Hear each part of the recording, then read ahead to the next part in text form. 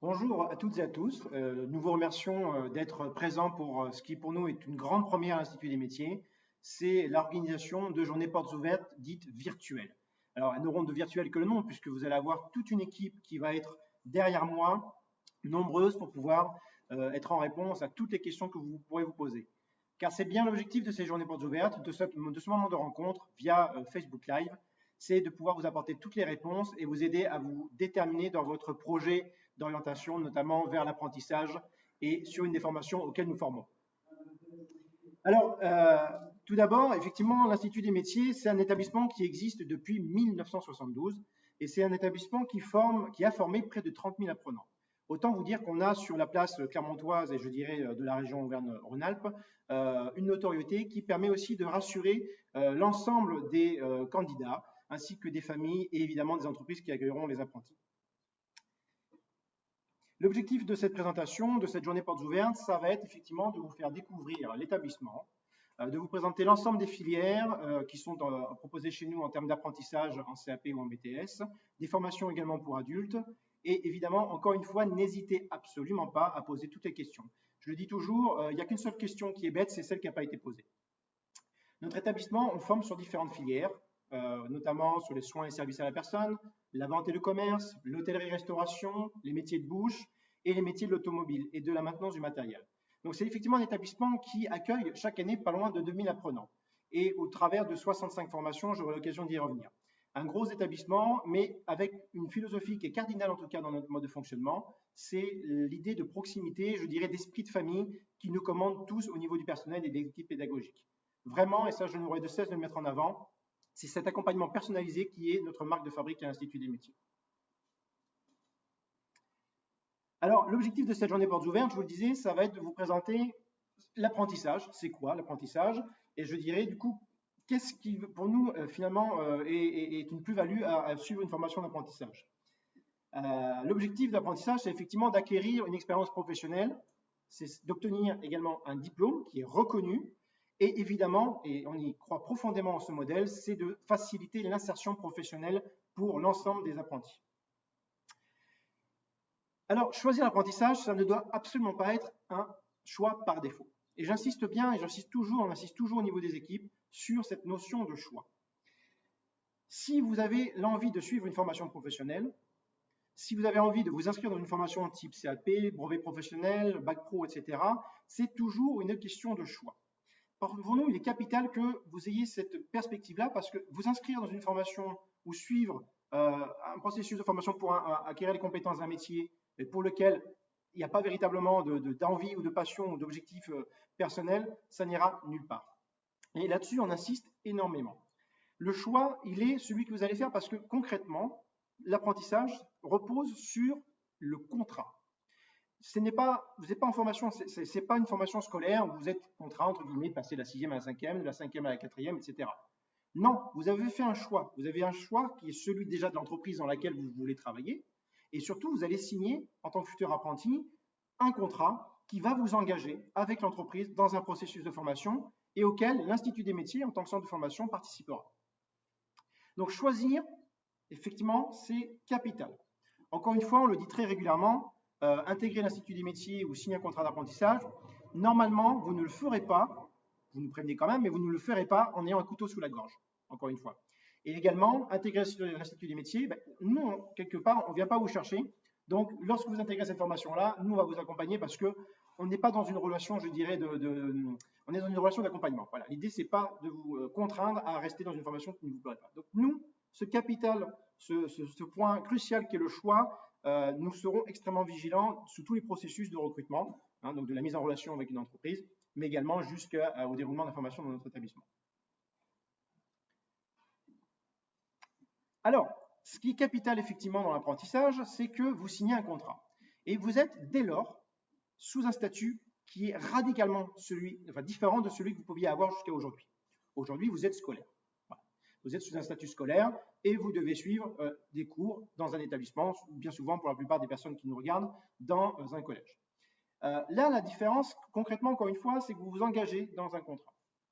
Vous êtes salarié d'une entreprise. Et ça, c'est aussi crucial à bien intégrer. C'est-à-dire qu'en tant que salarié, comme tout salarié, comme tous les parents effectivement qui vous accompagnent, etc., comme tout salarié, ben, vous avez des obligations vis-à-vis de votre employeur et celui-ci, en contrepartie, va vous verser un salaire. Mais il y a aussi une donnée qui est importante, c'est que c'est un contrat particulier que celui d'apprentissage. Il a une particularité, c'est que vous devez suivre également une formation.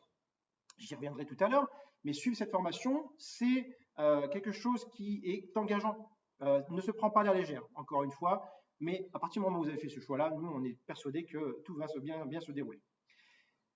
Vous recevez un salaire, j'y reviendrai un petit peu plus tard dans la présentation, effectivement, qui est déterminé selon certains critères, et effectivement, vous avez une obligation, je dirais, de production. Alors évidemment, le maître d'apprentissage et l'entreprise ne vont pas attendre de vous, dès la signature du contrat, à ce que vous soyez pleinement opérationnel et à ce que vous soyez à 200% productif. Évidemment, il y a cette conscience-là d'accompagner, mais effectivement, il y a une attente très forte de l'employeur, c'est que vous progressiez. Et cette attente, elle est également exprimée de la même manière du côté de notre établissement, puisque dans le cadre du cursus qui est défini dans la formation que vous allez éventuellement suivre, eh bien effectivement, on s'assurera que vous progressez étape par étape et que vous êtes dans l'acquisition des compétences qui sont attendues dans les référentiels de formation et évidemment l'optique, j'y reviendrai aussi, l'optique, c'est de passer un examen pour valider l'ensemble de ces compétences acquises. Donc, encore une fois, statut de salarié et plus scolaire. Ça implique un certain nombre de conséquences très importantes. Je le dis très régulièrement, vous étiez scolaire, vous étiez en retard, vous étiez absent, vous vous présentiez à la vie scolaire de votre établissement et papa, maman, vous avez fait un petit mot. Ben, par exemple, ça, c'est quelque chose qui n'existe absolument plus lorsque vous êtes salarié. Vous devrez, par exemple, justifier de vos absences comme n'importe quel salarié que vous connaissez autour de vous. Ça, c'était une parenthèse, mais pour vous dire qu'effectivement, ayez conscience que vous basculez dans un monde qui est différent de celui que vous aviez jusqu'à présent et dans quelque part un petit peu le cocon scolaire. Un autre exemple que je peux prendre à titre d'illustration, c'est que lorsque vous êtes salarié, on n'est pas sur le même régime, par exemple, disciplinaire. Je prends juste un exemple, effectivement, vous n'aurez pas des ordres de retenue à l'Institut des métiers, ça n'existe pas, c'est fini. Si vous étiez coutumier de ça, on a d'autres dispositifs, mais nous, on se calque sur le Code du travail et l'éducation nationale. Qu'importe. En tout cas, voilà. Donc, dans l'apprentissage, ce qui est capital, c'est que vous intégrez un statut de salarié. Voilà, vous n'êtes plus élève et effectivement, vous êtes un salarié comme les autres. Alors, un salarié comme les autres, et je vous l'ai dit, vous êtes en formation. Et la particularité de l'apprentissage, c'est que, et c'est aussi notre, je dirais, notre fonds de commerce à l'Institut de métier, c'est que nous, dans l'établissement, nous ne faisons que de l'alternance. Concrètement, à l'Institut des métiers, on ne conçoit pas une formation professionnelle sans qu'il y ait l'entreprise qui soit également actrice de cette formation. Et donc, vous avez deux lieux de formation. Vous avez l'entreprise dans laquelle vous passerez le plus clair de votre temps, entre effectivement entre 50 et 3/4 du temps d'une année, et vous avez le centre de formation d'apprentis. C'est une relation qui est avant tout basée sur, je l'ai dit, le contrat que vous signerez, vous, en tant que futur apprenti, avec l'entreprise. Mais effectivement, nous, établissement, on est une forme de tiers un peu particulier, puisqu'on a cette dimension d'accompagnement, encore une fois, dans la progression dans le cadre de votre apprentissage. Cette relation, on va finalement, même si contractuellement elle est faite entre l'apprenti et l'entreprise, cette relation, on va la vivre à trois. Et c'est extrêmement capital que vous le sachiez vous, que vous parents le sachiez également, ou également les entreprises qui nous regardent aujourd'hui, c'est que, encore une fois, la communication entre les trois, elle est capitale, entre l'Institut des métiers et l'apprenti, entre l'Institut des métiers et l'entreprise, et évidemment, on n'a de cesse de le dire, entre l'apprenti lui-même et son employeur. La communication, le dialogue, c'est ce qui permettra de lever tous les quiproquos qui peuvent se présenter dans une formation d'un apprenti et de pouvoir progresser, avancer pas à pas. L'objectif, c'est évidemment d'atteindre la maturité professionnelle, celle qui nous permettra de vous dire, au travers de la validation d'un diplôme, vous avez les compétences, par exemple, qui sont liées à un CAP boucher ou un CAP mécanicien en véhicule particulier. Concrètement, nous devons travailler sur cette articulation entre les deux lieux de formation, savoir comment ça se passe au niveau de votre relation au niveau de l'entreprise. N'hésitez absolument pas à saisir l'Institut des métiers ou votre employeur pour toute difficulté. Et inversement, les entreprises, elles peuvent s'appuyer également sur l'Institut des métiers pour essayer d'avancer sur les difficultés qui peuvent se produire.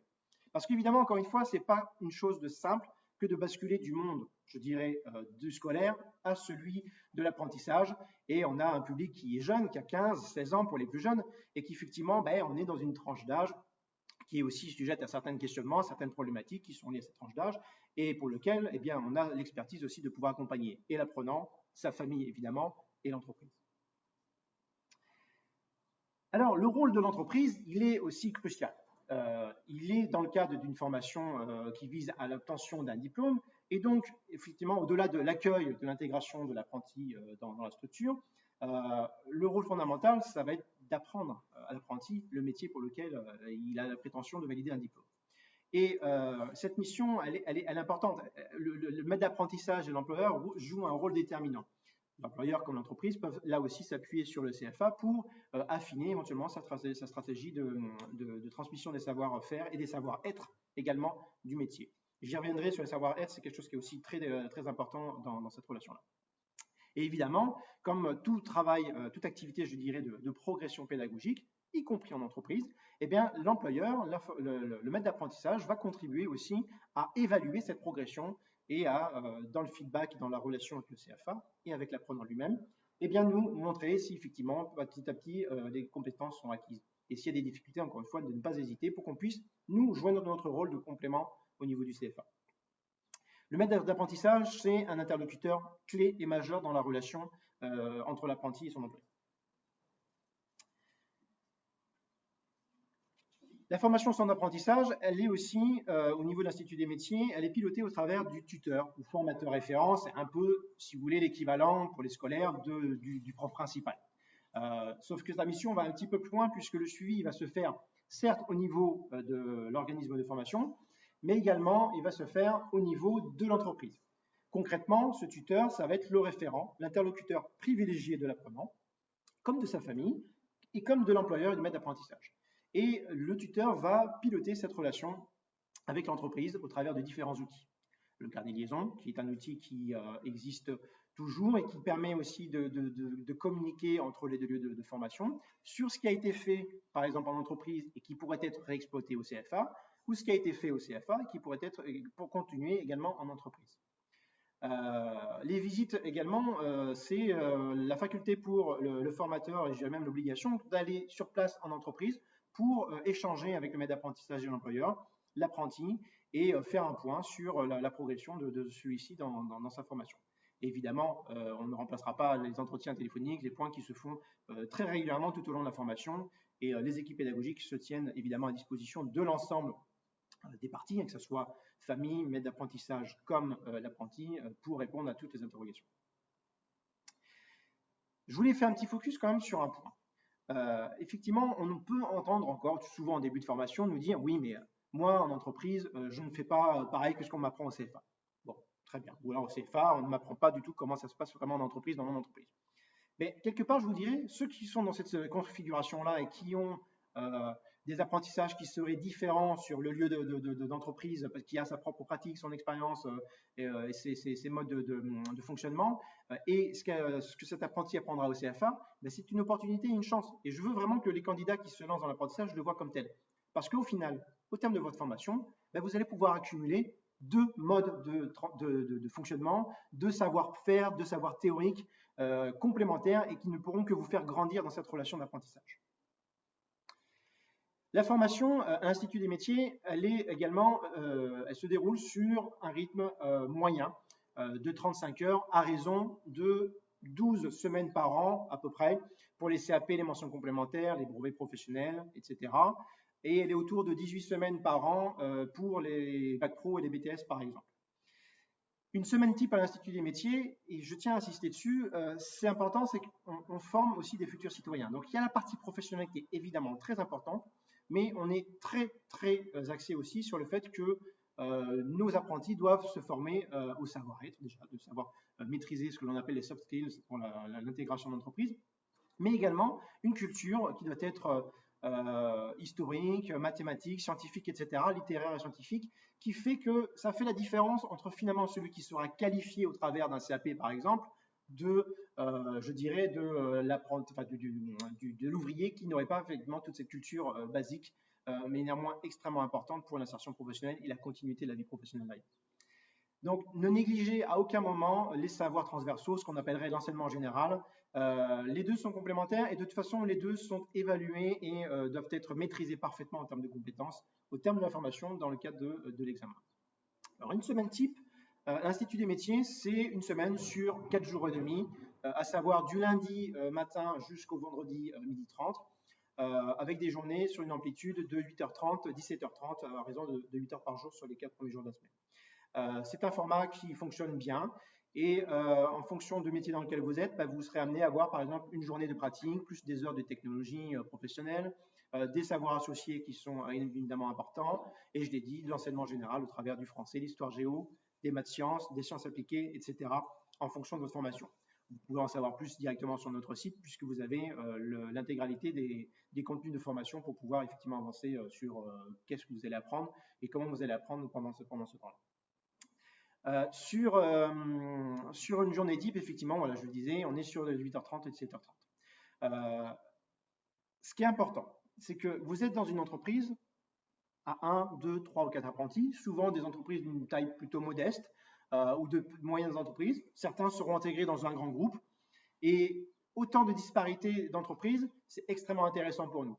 C'est intéressant pour nous, mais ne pas oublier que lorsque vous arrivez à l'Institut des métiers, il y a une vie en collectivité qui est peut-être un peu différente parce que vous êtes encore peut-être dans l'esprit d'un fonctionnement un peu scolaire, mais on aura, ne vous inquiétez pas, l'occasion de bien vous rappeler le comportement et l'attitude qu'on attend de tous les professionnels que vous êtes lorsque vous serez au centre de formation d'apprentis. Il y a un règlement intérieur, comme dans toute structure collective. Celui-ci est accessible d'ailleurs actuellement sur le site internet de l'Institut des métiers. Vous pourrez en prendre une consultation. Il est très exhaustif et il vous présente tout ce qui font, enfin, nos règles de fonctionnement, nos modalités, nos projets pédagogiques, etc. Donc c'est plus un livret d'accueil finalement qu'un règlement intérieur. Mais vous pouvez en prendre d'ores et déjà connaissance. Je vais peut-être être très brutal, mais quelque part, si vous n'adhérez pas au fonctionnement qui est celui de l'Institut des métiers, la porte, elle n'est pas forcément fermée pour pouvoir sortir. C'est peut-être brutal, mais je veux qu'on soit très clair parce que notre degré d'exigence à l'Institut des métiers, il est celui-ci. On forme des professionnels avec la vocation d'intégrer l'entreprise de façon performante, efficiente et de faire en sorte que derrière, votre déroulé de carrière soit le plus optimal possible. Et ça passe pour nous sur des valeurs qui sont celles de faire respecter un comportement professionnel tel que nous l'exigeons. C'est important et ça transpirera, si je puis dire, pendant tout au long de la formation, quel que soit le métier et quelle que soit la formation que vous aurez choisie. Parce que derrière, c'est gage d'insertion réussie que de maîtriser ces savoir-être notamment. Encore une fois, je le dis, ce n'est pas parce que vous êtes au centre de formation d'apprentis que vous devez revêtir une casquette de scolaire que vous aviez quitté quelques jours, quelques mois, quelques semaines plus tôt. Concrètement, lorsque vous êtes au centre de formation d'apprentis, vous êtes toujours salarié et vous êtes sous la responsabilité de votre employeur. Donc ce comportement-là, ça nous oblige aussi, en toute transparence, en toute loyauté avec l'entreprise, à les tenir au courant de tout ce qui se passe dans l'établissement, en bien comme en moins bien. Mais en moins bien, ça n'arrive quasiment pas, puisque, encore une fois, vous êtes là par choix. Donc il n'y a pas de problématique de comportement, c'est évident. Alors, dans les règles de l'entreprise qui transpirent là aussi à l'Institut des métiers, c'est évidemment de respecter les mêmes codes que ceux de l'entreprise, notamment la ponctualité, la question de la justification des absences qui seraient éventuelles, toujours évidemment en ayant informé l'employeur, c'est lui qui vous rémunère. Hein. En cas d'absence notamment à justifier, l'employeur a la faculté de pouvoir retenir sur votre salaire les journées ou les heures qui n'ont pas été faites. Des obligations évidemment de sécurité, de respect des consignes de sécurité qui sont délivrées par le personnel, respect des normes d'hygiène évidemment, et on sera, je vous l'ai dit, particulièrement attentif au comportement. C'est peut-être un peu dur de vous dire ça sur une présentation en JPO, mais au moins, on ne vous prend pas en traite. L'Institut des métiers, on est particulièrement vigilant par rapport à ce type d'écart, parce que notre marque de fabrique, si je puis dire, c'est de pouvoir à terme, une fois que vous êtes diplômé, c'est de faciliter votre insertion en ayant, je dirais, le label formé par l'Institut des métiers. Donc là-dessus, on ne fera pas d'écart. Alors, évidemment, la formation d'apprentissage, elle se concrétise par un diplôme. C'est là aussi très important. C'est-à-dire que nous avons des objectifs à atteindre ensemble. Ensemble, c'est l'Institut des métiers, c'est l'apprenti et c'est l'entreprise. Ces objectifs, c'est de pouvoir remplir chacune des petites cases, des petites attentes ou des grandes attentes également du référentiel de formation. Concrètement, la maîtrise des gestes techniques, du jargon, de l'histoire, etc., propre au métier. C'est capital pour nous. Et évidemment, c'est un diplôme qui est reconnu par l'État. La plupart des formations qu'on fait dans l'établissement, j'y reviendrai, sont des diplômes qui sont homologués par l'Éducation nationale. Nous avons également d'autres diplômes qui sont homologués, par exemple, par les branches ou par le réseau des chambres de métiers. Donc c'est important, c'est que vraiment, dès le départ, et vous serez briefé lorsque vous serez retenu dans le cadre d'un contrat d'apprentissage, c'est qu'on vous exposera quelles sont les attentes de votre formation. Et tout au long de cette formation, vous pourrez être en capacité de dire, ben voilà, je suis en progression et pouvoir suivre cette progression. En tout cas, nous, on sera là pour la suivre et évidemment de ne pas manquer de vous aider à corriger et à vous améliorer dans ce processus-là. Ce qui est aussi très important à dire, et je voudrais vraiment qu'on enlève une espèce de fantasme sur l'apprentissage, le rythme d'alternance, il est différent, mais il est différent parce que vous apprenez énormément en entreprise. Et ce n'est pas parce que vous êtes à raison de 12 ou 18 semaines en centre de formation que vous allez avoir une espèce de diplôme qui serait au rabais. Je vous enlève tout de suite cette image de la tête, parce que l'ensemble des candidats que nous présentons aux examens, y compris des titres d'éducation, des diplômes d'éducation nationale, ils sont présentés aux mêmes examens que les lycéens. Simplement, ce qui change, c'est le mode de formation, et encore une fois, c'est cette alternance. Nous, je l'ai dit, on ne fait que l'alternance parce qu'on ne conçoit pas une formation professionnelle sans qu'il y ait une pratique, une réelle intégration. Et la pratique, ce n'est pas juste la pratique du geste, c'est l'intégration concrète dans l'entreprise et de dire que vous allez encore une fois apprendre énormément de ce temps d'entreprise et avec l'appui du CFA. Donc encore une fois, on va être très clair, vous présenterez les mêmes examens, les mêmes épreuves que les lycéens, vos collègues, vos anciens copains qui ont choisi d'aller sur la voie scolaire. C'est tout à fait respectable. Effectivement, donc voilà, n'oubliez pas ça, vous n'êtes pas sur une formation au rabais. Et je dirais peut-être, je vais quand même aussi le dire, c'est que évidemment, si vous choisissez l'apprentissage, c'est la meilleure des voies de formation.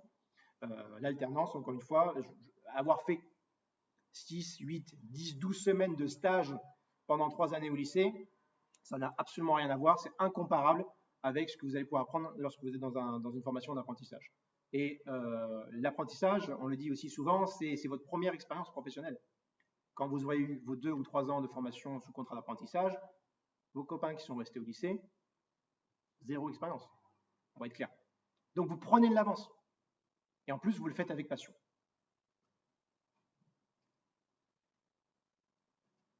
Alors, effectivement, nous avons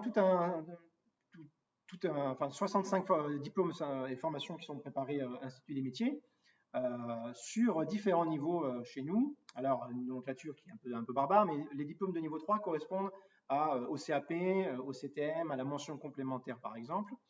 Vous pouvez préparer ensuite, si vous continuez sur un niveau 4 qui correspond globalement au bac professionnel, au brevet professionnel, ou par exemple à un BTM, mais vous pouvez aussi poursuivre sur des CQP, etc. Et également, si vous continuez, évidemment, si vous vous investissez davantage, vous pouvez poursuivre sur un diplôme dit de niveau 5, comme le BTS dans lequel on prépare chez nous.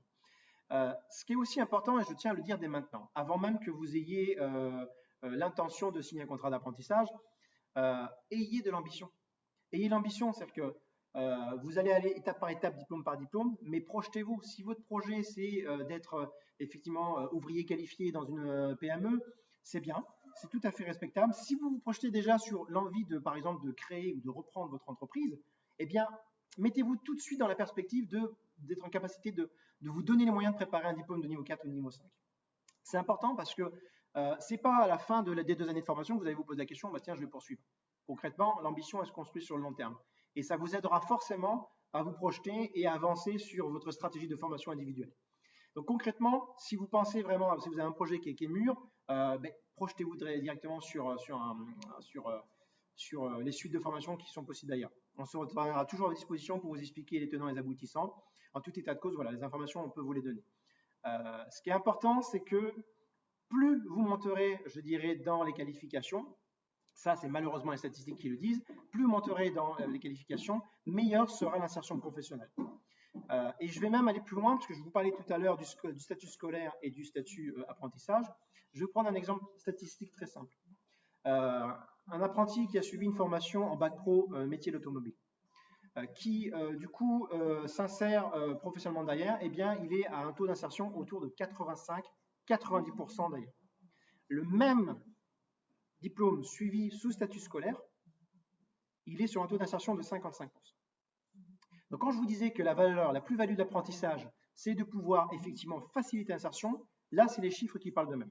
La raison, elle est toujours simple, c'est qu'à partir du moment où vous commencez à vivre une expérience professionnelle, à grandir, à mûrir dans votre métier et dans votre entreprise, eh bien, évidemment, ça ne peut être que porteur de bons résultats derrière, dans la mesure où, effectivement, l'insertion, elle est positive et bien élevée. Je ne l'ai pas dit en introduction, mais l'apprentissage, quelque part, c'est une grande école. C'est une grande école, on parle souvent des grandes écoles telles HEC, ENA, Normal Sup, etc. Mais on ne parle pas assez des résultats. Les résultats, globalement, sur l'ensemble des CFA de France et de Navarre, l'insertion professionnelle, elle est autour de 85% d'ailleurs dans les 6 mois. Donc vous imaginez bien, si on compare les statistiques d'insertion des grandes écoles, ce n'est pas toujours les mêmes chiffres. Et encore une fois, c'est le choix que vous avez fait de vous suivre dans une formation, l'engagement que vous allez également en vous projetant sur plusieurs années derrière, eh bien ça ne sera forcément que gagnant pour vous.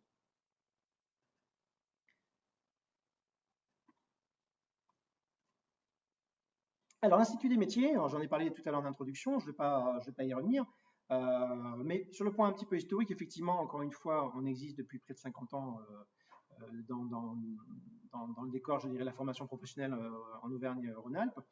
On forme à ces filières-là, effectivement, des métiers de bouche, de l'hôtellerie-restauration, de l'automobile et de la maintenance du matériel, les métiers de la vente et des services, et les métiers des soins et des services à la personne. Alors, je vais vous détailler un petit peu les formations d'ailleurs. Effectivement, on a cette fierté d'avoir tout au long de ces quasiment 50 années formé près de 30 000 apprenants, jeunes et moins jeunes, qui effectivement ont pu derrière trouver à s'insérer et à s'épanouir. D'ailleurs, je constate que parmi nos visiteurs, il y a des anciens apprentis qui viennent en profiter pour nous saluer et c'est toujours agréable. Alors, si je vous parle maintenant de la filière de l'hôtellerie-restauration, vous pouvez dans cette filière-là, vous formez à différents métiers, à différents diplômes, à savoir sur la cuisine au CAP, qui peut se préparer en 2 ans, éventuellement en 1 an si vous avez les conditions qui sont remplies. Vous pouvez également accéder et poursuivre derrière à une mention complémentaire qui se prépare en 1 an après le CAP. Cette mention complémentaire, chez nous, elle concerne le cuisinier en dessert de restaurant. Le brevet professionnel art de la cuisine se prépare également en 2 ans après un CAP ou bien une mention complémentaire. Donc là, vous avez déjà une filière qui est intéressante. Et pendant 4 voire 5 années, vous allez pouvoir acquérir, consolider des compétences qui sont extrêmement recherchées dans la filière de la restauration et en cuisine.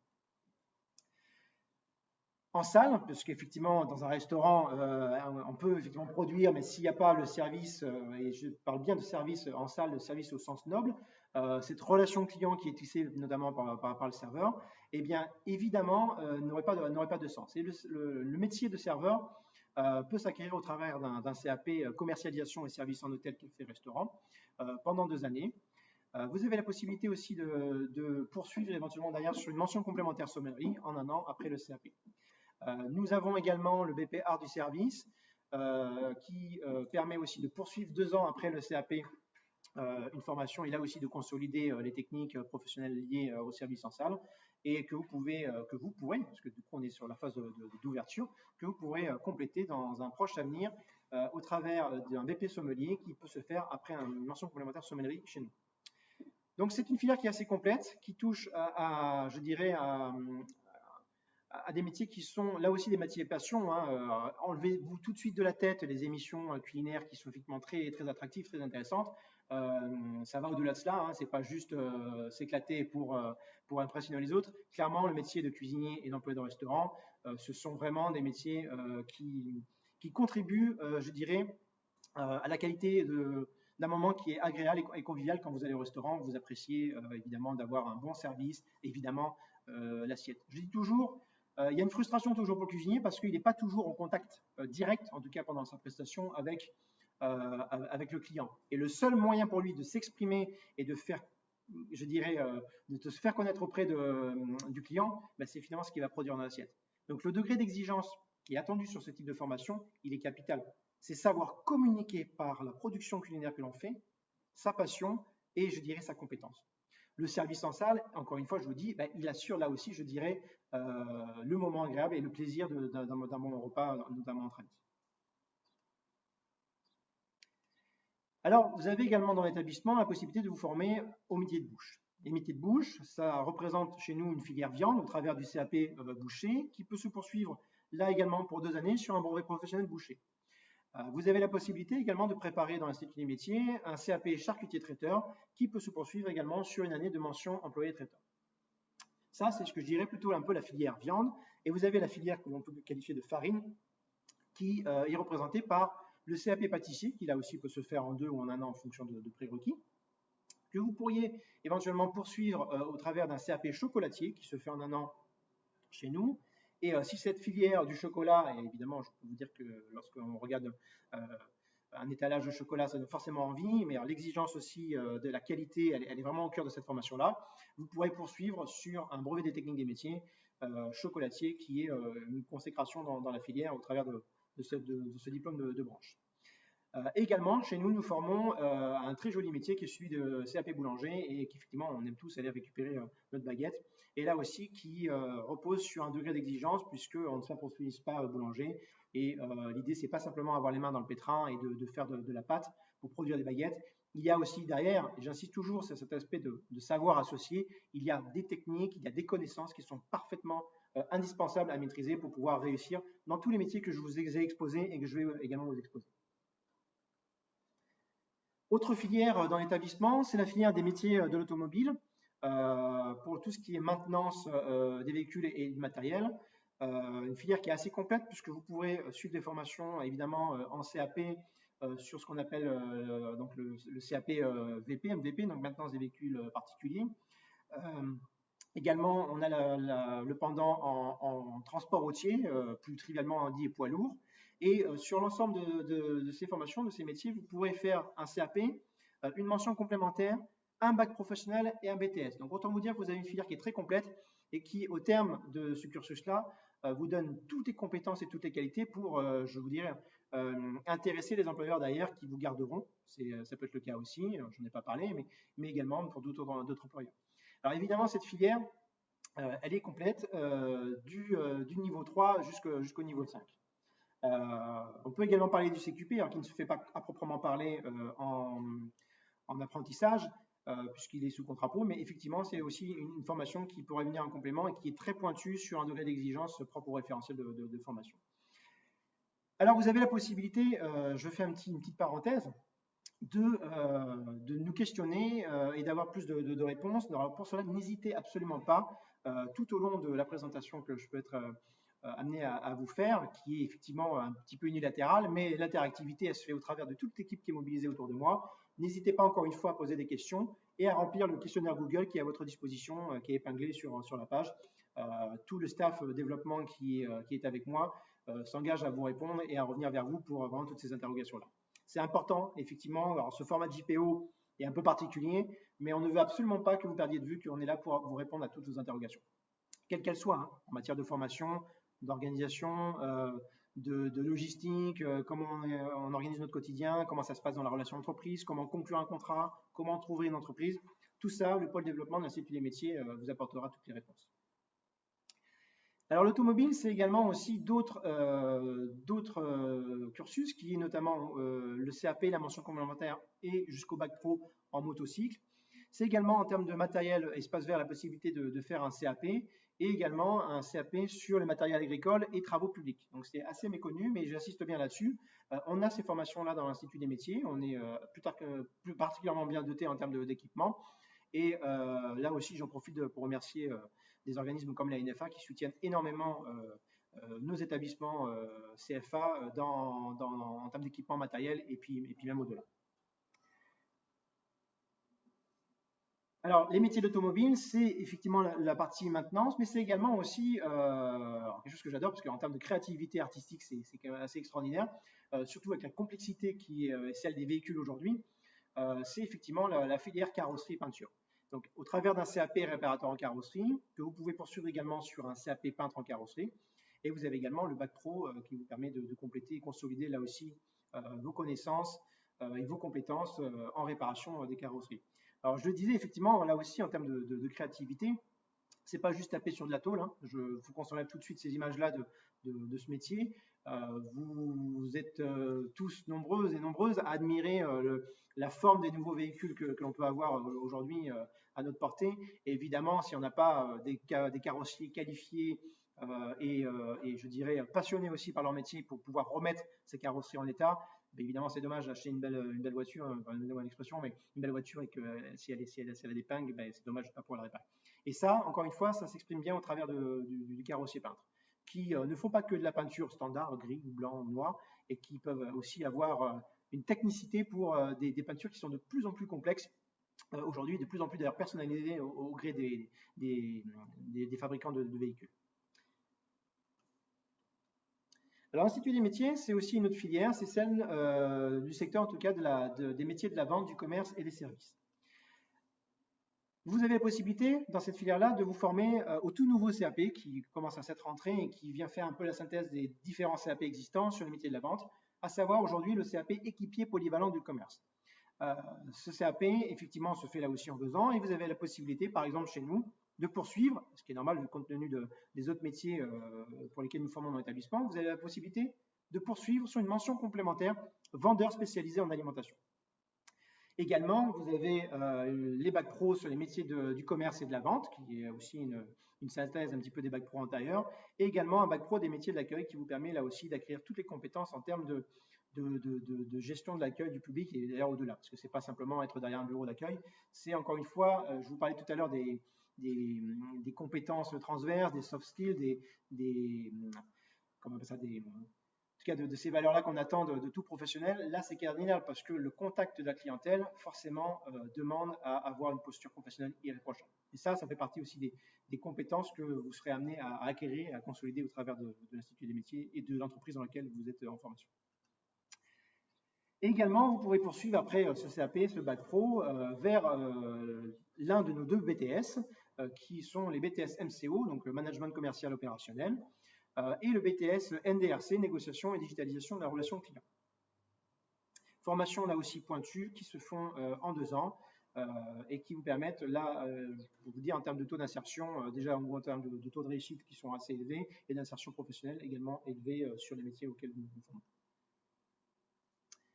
Également, autre filière de l'établissement, la filière dite des soins et services à la personne, qui recouvre différentes formations, notamment le CAP esthétique, que vous pourrez là aussi poursuivre vers un brevet professionnel en 2 ans esthétique. Vous avez également ensuite la possibilité de poursuivre vers un BTS métier de l'esthétique et de la cosmétique et de la parfumerie.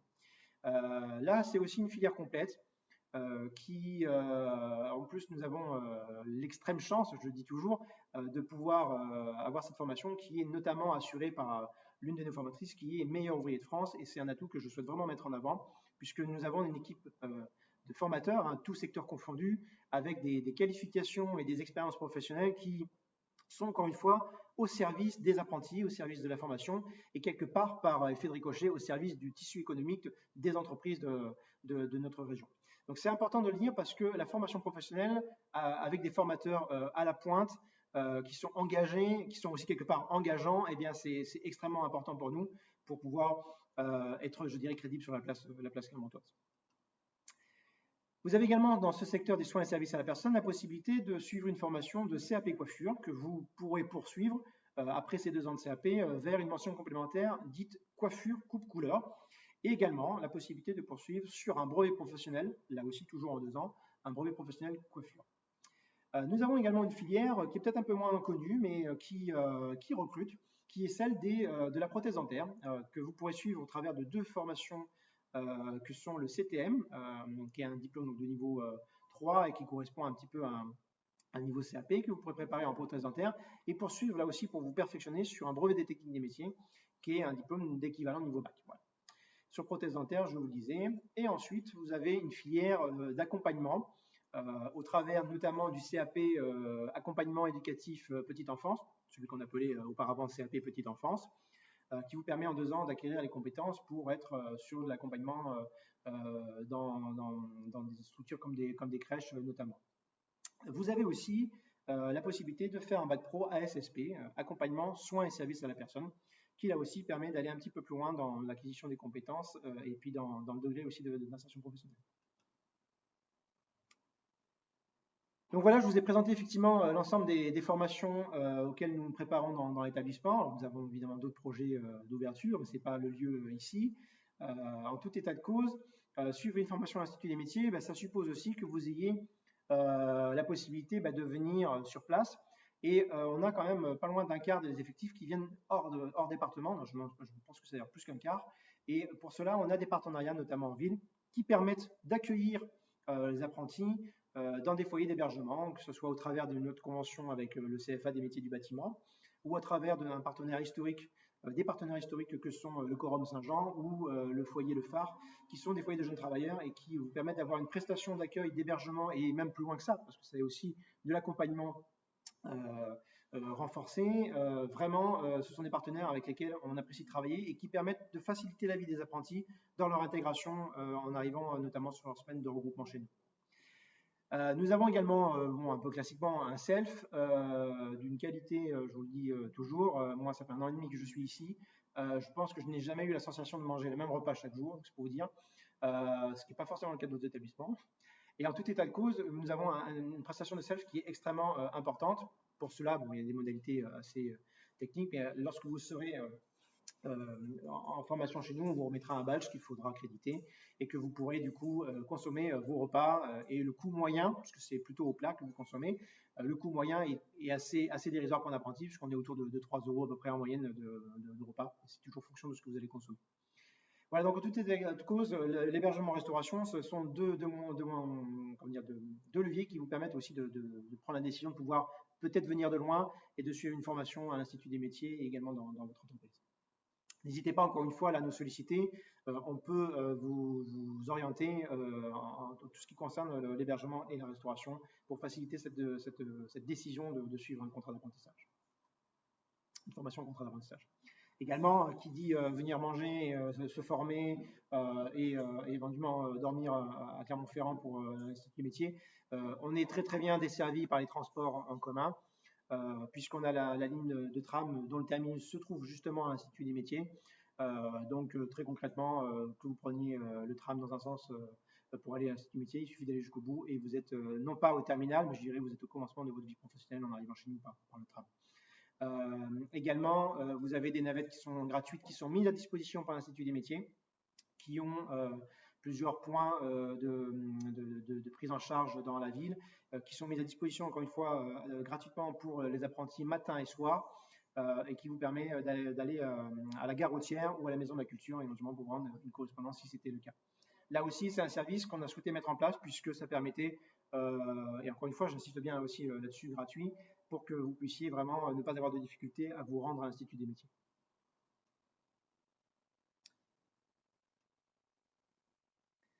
Voilà, effectivement, vous le savez, puisque vous êtes devant nous via Internet, vous avez la possibilité d'avoir tout un tas d'informations sur notre site officiel, qui est un peu notre portail unique, qui est Institut des métiers idm63.com. Vous pourrez y retrouver toutes les informations, nous questionner à nouveau au travers des formulaires qui sont mis à votre disposition. Et toutes les informations sont vraiment à disposition sur ce portail, sur ce passage obligé numérique qui est aujourd'hui Internet. Enfin, je suis sûr qu'il y en a qui attendaient, qui voulaient savoir comment fonctionnait la rémunération des apprentis. Et oui, parce que je vous l'ai dit tout à l'heure, vous signez un contrat d'apprentissage, vous êtes salarié. Et le salarié, il est rémunéré. Alors certes, c'est un contrat particulier du fait de la formation d'alternance, mais effectivement, vous allez être rémunéré. Et c'est aussi une grande différence qui va faire, qui va aussi peut-être orienter votre choix. Pas que, hein. Encore une fois, il y a la passion qui est importante derrière, ou la volonté de suivre une formation professionnelle. Mais la rémunération, ça va vous distinguer aussi de votre copain qui est resté en lycée professionnel. Concrètement, lui, il va suivre sa formation, il aura ses 8 semaines ou 9 semaines ou 10 semaines de stage en entreprise et il ne sera pas rémunéré. Vous allez être rémunéré. Et pour la simple et bonne raison, c'est que vous contribuez aussi, encore une fois, à l'effort et au développement de l'entreprise dans laquelle vous allez être. Et ayez tout de suite cette conscience que, effectivement, l'employeur vous verse une rémunération en contrepartie des deux points essentiels que je vous ai évoqués tout à l'heure. C'est que vous suivez effectivement une formation et que vous vous investissiez pleinement. Il ne suffit pas de la prendre à la légère, et là, on veillera là-dessus. Et évidemment que vous soyez dans une logique de production, de plus-value pour l'employeur, et évidemment d'amélioration de celle-ci. Donc la rémunération que perçoit un apprenti, elle est calculée en fonction d'un pourcentage du SMIC, et elle est versée en fonction de l'âge et de l'avancement de la formation. Et évidemment, si vous êtes sur une formation type BTS, elle ne va pas être la même que si vous commencez par une première année de CAP. Et là, vous avez la possibilité, donc sur la projection que vous avez en même temps, de vous figurer un petit peu ce que représentent ces pourcentages-là. Par exemple, pour une première année, dès la première année, si vous avez 16-17 ans, vous pourrez toucher une rémunération qui sera de l'ordre de 27% du SMIC, ce qui correspond au chiffre actuel à autour de 416 euros. Et lorsque vous passerez en deuxième année, ben, vous progressez sur un 39% du SMIC, etc. Si vous êtes sur la tranche d'âge 18-20, c'est 43%, etc., etc. Donc là, effectivement, après, c'est toujours spécifique parce que ça peut être lié à certains autres critères. L'idée pour moi, c'est pas de vous dire maintenant quelle est votre rémunération, parce qu'encore une fois, ça ne doit pas être le critère déterminant. Le critère déterminant, c'est que vous vous insériez dans un projet de formation et d'un projet professionnel. Et encore une fois, l'entreprise comme l'Institut des métiers seront là pour vous accompagner dans ce choix-là. Voilà, donc effectivement, la synthèse, elle est ainsi, hein, c'est à vous de décider, euh, vérifiez bien, choisir c'est renoncer. On dit renoncer, ben, c'est par exemple effectivement renoncer à une chose que je ne vous ai pas dite. Vous êtes scolaire, vous avez un certain nombre de vacances scolaires, par exemple, lorsque vous aurez signé votre contrat d'apprentissage, c'est terminé. Vous n'aurez plus de vacances scolaires. Vous aurez des congés, comme tous les salariés, comme vos parents, qui sont de l'ordre de 5 semaines de congés par an. Donc c'est aussi quelque chose à prendre en compte. Alors, je ne veux pas vous faire peur parce que je sais qu'en général, ceux que j'ai en assistance et qui, quand je leur dis ça, ben, ils réagissent positivement. De toute façon, on est là, on l'a choisi, hein, on l'a bien voulu et on savait à quoi s'exposer. Et c'est important parce qu'effectivement, le critère du choix, il est déterminant pour pouvoir bien avancer sereinement pour vous dans la formation professionnelle. Pour vous, mais je dirais aussi pour l'entreprise qui va vous accueillir. Parce qu'il est important aussi qu'elle fasse le bon choix. Et ça, on est là, nous, l'Institut des métiers, pour pouvoir vous accompagner dans cette mise en relation entre votre projet de suivi de formation d'apprentissage et le projet d'une entreprise de recruter un apprenti qui va intégrer son équipe, hein, qui va être un salarié à part entière dans l'établissement qui est le sien et qui aura évidemment des attentes et qui vont être exprimées et qui vous seront rappelées tout au long de votre formation.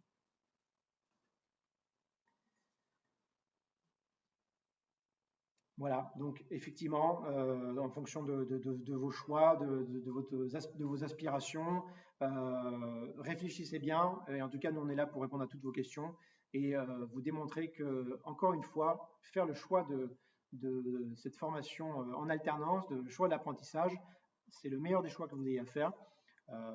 L'idée, c'est encore une fois, si votre objectif, c'est d'acquérir des compétences professionnelles, d'être à la pointe, de gagner en expérience, de pouvoir vraiment vous garantir beaucoup plus de chances d'insertion, et je vous l'ai démontré tout à l'heure, hein, sur les taux d'insertion bien supérieurs à ceux des formations sous statut scolaire.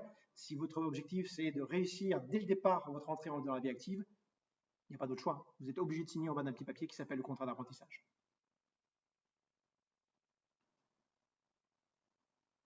Alors, comment trouver son entreprise? C'est certainement une question qui vous préoccupe et c'est tout à fait légitime. Il y a plusieurs moyens. Évidemment, mobiliser votre relationnel. Alors, même si quand on est tout jeune, on a un relationnel qui peut être, qu'on peut penser en tout cas être restreint, ce n'est pas le cas. Sondez auprès de vos proches, de vos amis, évidemment de vos parents. Les relations, les connaissances, c'est toujours un petit peu le premier mode pour retrouver une entreprise. Et effectivement, ben là, cette recherche-là, va vous amener effectivement à essayer d'aller les rencontrer. C'est important d'aller rencontrer votre future entreprise. Envoyer un CV, c'est effectivement une chose. Je ne vous cache pas qu'aller concrètement oser, si je puis dire, oser aller aux portes de l'entreprise et dire je suis intéressé pour faire une formation de votre entreprise, c'est forcément beaucoup plus percutant que d'envoyer un courrier parmi tant d'autres à une entreprise qui n'aura peut-être pas forcément le temps de l'éplucher. Ce ne sera peut-être pas le bon moment. Alors que si vous vous présentez et que vous démontrez votre motivation, votre intérêt pour l'entreprise, pour le métier que vous voulez choisir, il est évident que c'est beaucoup plus percutant. Vous avez la possibilité aussi de profiter de la période de stage en entreprise pour faire connaissance avec le milieu professionnel, d'apprendre un petit peu quelles vont être les attentes d'un employeur dans le cadre de la conclusion d'un contrat d'apprentissage. Donc là aussi, les stages, n'hésitez pas à avoir recours à ce type de dispositif, soit au travers de votre établissement scolaire si vous êtes scolaire, soit effectivement, nous pourrons vous accompagner et réfléchir à des possibilités de stage. Mais privilégiez encore une fois effectivement le contact direct. Téléphone, porte à porte, c'est bien mieux qu'un petit courrier envoyé et qui sera certainement posé sur une pile parmi tant d'autres. Vous avez également des partenaires privilégiés qui sont évidemment les centres d'orientation, votre conseiller d'orientation dans votre établissement, qui sont là aussi pour vous accompagner, vous expliquer encore une fois ce que c'est que l'apprentissage et vous aider aussi à trouver des entreprises d'accueil.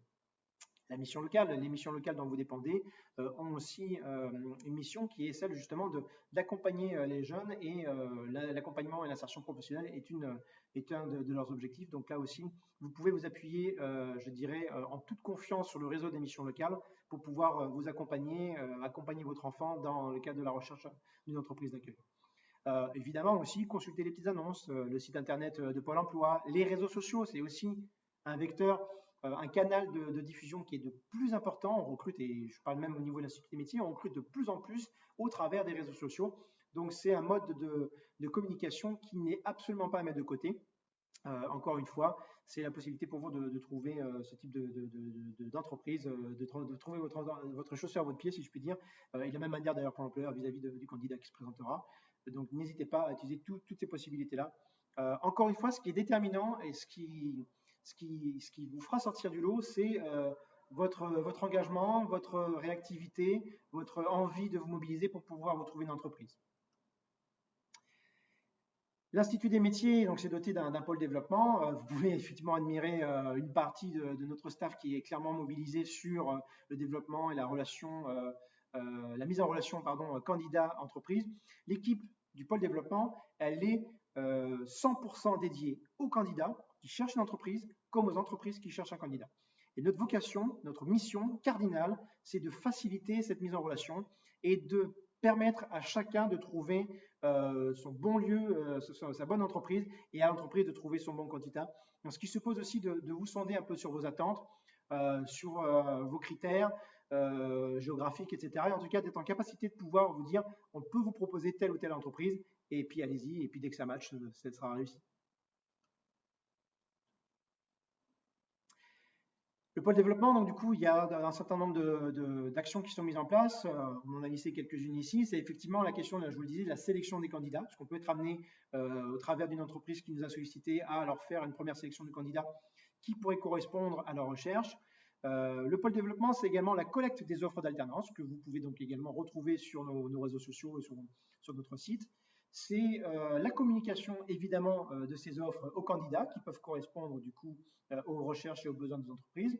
Et c'est sous certaines conditions la possibilité de bénéficier d'un coaching, notamment les points, je dirais, comment s'y prendre dans la recherche d'entreprise, comment s'organiser, la méthodologie, préparer, je dirais aussi éventuellement un entretien, etc.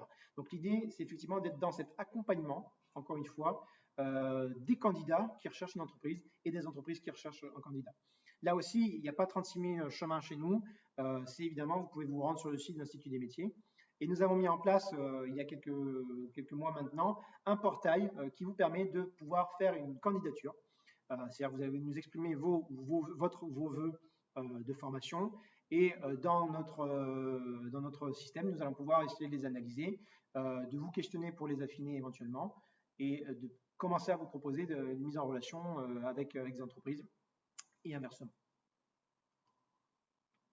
Voilà, donc je vous l'ai dit, on est très présent sur les réseaux sociaux. Je vous remercie là aussi d'être présent, là aussi à nous suivre au travers de cette première initiative qui est celle d'une journée portes ouvertes. Peut-être que le terme est un peu plus adapté. En tout cas, si le terme est un peu questionnant par rapport au fait de faire une JPO virtuelle en ligne, sachez une chose, c'est que nos portes, elles sont toujours ouvertes. Elles sont toujours ouvertes. Si vous avez la volonté de venir un petit peu découvrir notre établissement, prenez rendez-vous et on se rendra toujours à votre disposition pour démystifier peut-être encore la question de l'apprentissage, que vous puissiez vous confronter aussi à la réalité de nos installations, à la qualité des plateaux techniques qui sont mis à disposition des apprentis. Et encore une fois, dans cette logique d'accompagnement, nous restons à votre disposition. Et bien voilà, donc je suis arrivé au terme de cette première journée portes ouvertes. Je sais que vous avez été très nombreux à poser beaucoup de questions. Peut-être que vous n'avez pas eu des réponses instantanément à toutes vos questions. En tout état de cause, je prends l'engagement devant vous à ce que l'ensemble de l'équipe du développement vous apporte des réponses et sous une brève échéance. Et en tout état de cause, on reviendra vers vous. N'oubliez pas, encore une fois, vous avez à votre disposition une Google Form qui nous permet de pouvoir prendre en connaissance sur 2-3 informations et de vous recontacter très rapidement et de vous tenir au courant et de vous répondre à un certain nombre de questionnements qui avaient pu être les vôtres. Voilà, nous nous tenons à votre disposition. J'ai peut-être des questions qui vont m'être posées directement. Je regarde mon équipe si effectivement, mais je crois que mes questions ont été répondues au fur et à mesure.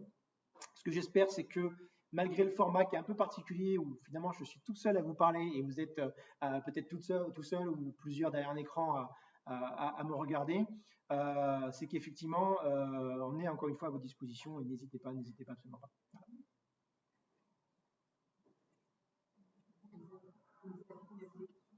On a des questions, on me dit sur les aides. Donc, c'est sur les aides, sur le nouveau dispositif qui a été, j'imagine, annoncé par le gouvernement il y a peu. Effectivement, je ne vais pas vous faire un épisode sur la sortie de cette crise sanitaire qui, effectivement, a amené très rapidement les acteurs d'apprentissage à dire attention au gouvernement, on va avoir besoin d'accompagnement, puisque les entreprises sont aussi quand même dans une certaine forme de difficulté à cette sortie de crise pour pouvoir avancer sur le recrutement. Alors effectivement, c'est important que vous le sachiez, vous, en tant que candidat, c'est que vous avez, le gouvernement s'est engagé sur un certain nombre de dispositifs d'aide financière pour aider les entreprises à faciliter le recrutement d'un apprenti, sur des aides de 5 à 8 000 € en fonction de certains critères. C'est pas anodin, c'est inédit, il faut quand même le souligner. Et nous serons là aussi pour vous accompagner et vous aider effectivement à faciliter cette démarche de recrutement. Parmi les aides financières, il y a aussi, effectivement, je suis peut-être passé un peu rapidement sur la diapositive, il y a les aides financières également au transport qui existent, donc qui sont maintenues dans le cas des partenariats qu'on peut avoir notamment avec le conseil régional. Mais il y a aussi d'autres aides qui existent, notamment au travers dès que vous aurez signé un contrat d'apprentissage, il y a la possibilité d'avoir ce qu'on appelle débloquer un montant qui est fixé. Alors, je ne vous rentre pas dans la complexité, mais qui est fixé par l'opérateur de compétences qui financera votre apprentissage. Je ne l'ai pas dit, mais l'apprentissage, c'est gratuit d'ailleurs. Vous n'avez rien à payer pour entrer en formation à l'Institut des métiers. Il faut que ce soit très clair pour vous. Les aides financières, effectivement, ça va concerner notamment l'équipement, le premier équipement. En fonction du métier dans lequel vous allez vous positionner, eh bien, ça peut être un équipement qui peut être coûteux, que ce soit par exemple en coiffure ou sur les métiers de la cuisine, de la restauration, etc. Donc cet équipement, il sera financé, il pourra être financé totalement ou partiellement par effectivement ce dispositif d'aide qui, alors je ne rentre pas dans les détails non plus, ça dépend des opérateurs de compétences, mais qui représentent qui sont finançables à hauteur de 500 €. Donc là aussi, une fois que le processus d'admission sera avancé pour vous au niveau de l'Institut métier, vous aurez les informations au bon moment. Et dans le dossier d'admission, vous aurez toutes les explications sur le trousseau, si je puis dire, sur l'équipement qu'on attend de l'apprenti dans sa formation et sur les aides qui sont en face et où pouvoir effectivement les trouver au meilleur prix, puisqu'on a mis en place des partenariats pour tirer avec, je dirais, la force de frappe de l'Institut de métier en termes d'effectifs pour tirer les prix au maximum par le bas. Voilà, donc là-dessus, vous aurez plus de renseignements, là aussi en direct en posant vos questions auprès de notre équipe, mais aussi dans le dossier d'admission lorsque vous aurez avancé sur l'entreprise d'accueil. Voilà, je regarde encore mon équipe pour savoir s'il y a d'autres interrogations. On me fait signe que oui. J'ai l'impression d'être sur un plateau télé, c'est impressionnant. Merci, Yana. D'accord, donc effectivement, certains souhaitent que je puisse revenir sur la question du portail. Alors, on a mis en place, peut-être prendre ma petite manette pour revenir en arrière, parce que je suis tout seul sur un écran noir. Voilà. Effectivement, sur le site internet de l'établissement, vous trouverez un lien qui est très simple. Qui est libellé Accès Portail.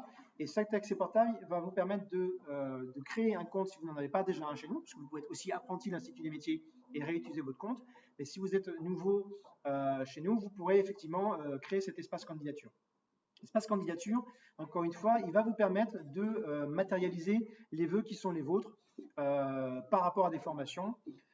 Et du coup d'affiner, de faire un choix derrière, et nous on travaillera au niveau de la gestion de la relation client, c'est un terme un petit peu technique, mais en tout cas notre équipe se rapprochera de vous pour faire des propositions. Alors certains d'entre vous nous ont questionné également sur les formations adultes. Alors effectivement, j'ai beaucoup axé sur l'apprentissage, j'ai aussi parlé d'apprenants, et apprenant par apprenant on entend apprenti, mais également des adultes en formation. Concrètement, on accueille de plus en plus, et c'est aussi une tendance de la société, on accueille de plus en plus de personnes qui souhaitent se changer de voie, se reconvertir, qui ont un projet d'ouverture de leur activité, etc., et qui souhaitent s'engager, se réengager parfois aussi dans la formation pour acquérir des compétences au travers d'un diplôme, un CAP, un bac pro, etc. Et donc ça, c'est tout à fait possible. Effectivement, ne pas hésiter à nous questionner. Nous avons un service qui est dédié effectivement à la formation continue. la formation pour adultes, et qui pourra étudier avec vous à la fois l'opportunité de choisir telle ou telle formation par rapport à votre projet, donc travailler cette adéquation avec votre projet, de pouvoir aussi vous accompagner sur la recherche éventuellement de financement, parce que c'est aussi la question qui peut être cruciale. Et en tout cas, là, on est dans cette même logique globale d'accompagnement. C'est vraiment, vous avez un projet et on souhaite vous accompagner sur ce projet-là en termes de formation pour adultes. On étudie, je dirais, toute proposition. Ne vous dites pas également que c'est que pour faire un CAP, pour faire un brevet professionnel. Si vous avez le souhait d'acquérir une compétence technique spécifique sans forcément partir sur l'objectif qualification ou diplôme certification à la clé, c'est tout à fait possible.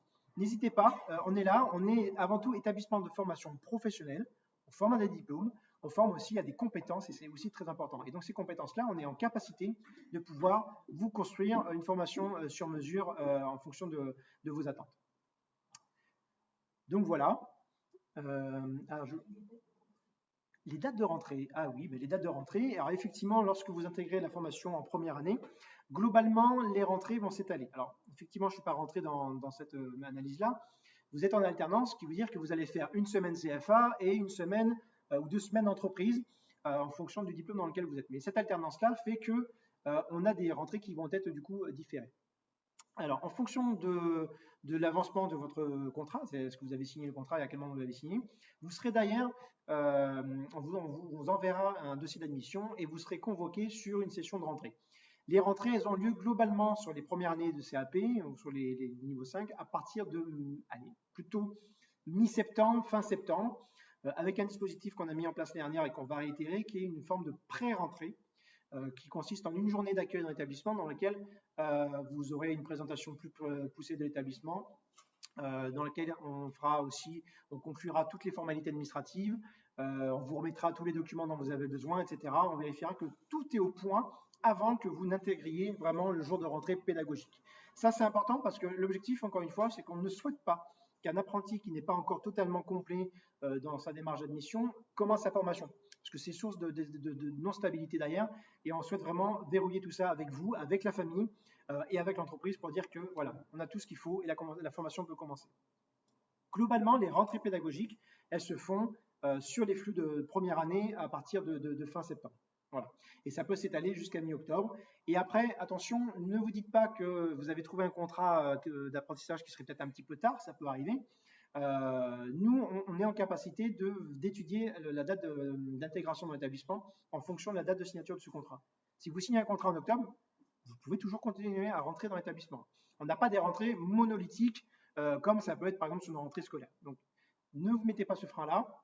L'objectif, c'est toujours évidemment de trouver une entreprise le plus rapidement possible pour commencer la formation en même temps que les autres. C'est aussi important, cet effet de corps et de groupe qui est constitué.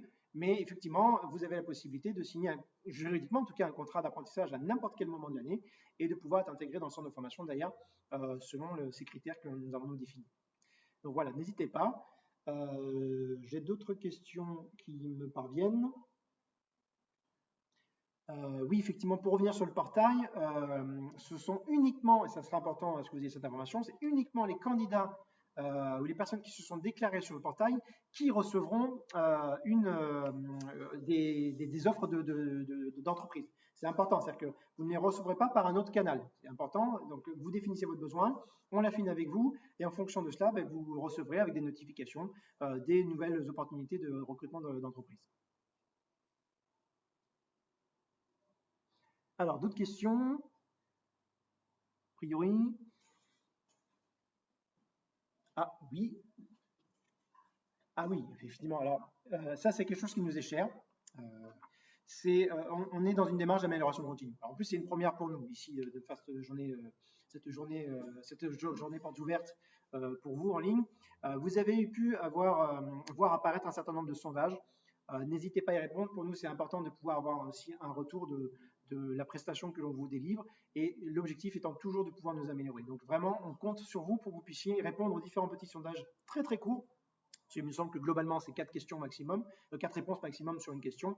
Donc n'hésitez pas, nous, on met toujours à profit ces retours, ces avis, car c'est encore une fois, c'est un créneau sur lequel on ne tergiversera pas. C'est vraiment de nous améliorer continuellement dans notre prestation. Alors certes, dans notre prestation de dispenser la formation auprès du public apprenant, mais également en termes de mise en relation. Et là, on veut être vraiment les plus efficaces à votre service, encore une fois.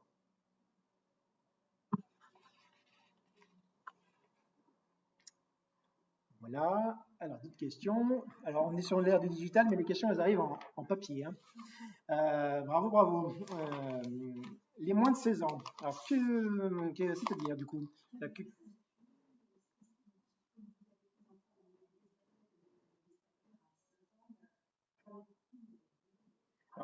de toute façon, il faut, alors on va vous préciser ça au fur et à mesure, mais il y a certaines conditions, mais globalement, effectivement, il faut avoir 16 ans au moment de l'entrée en contrat d'apprentissage.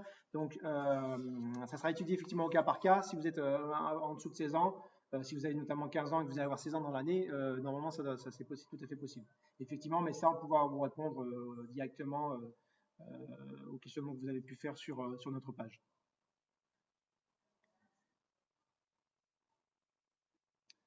Mesdames, staff.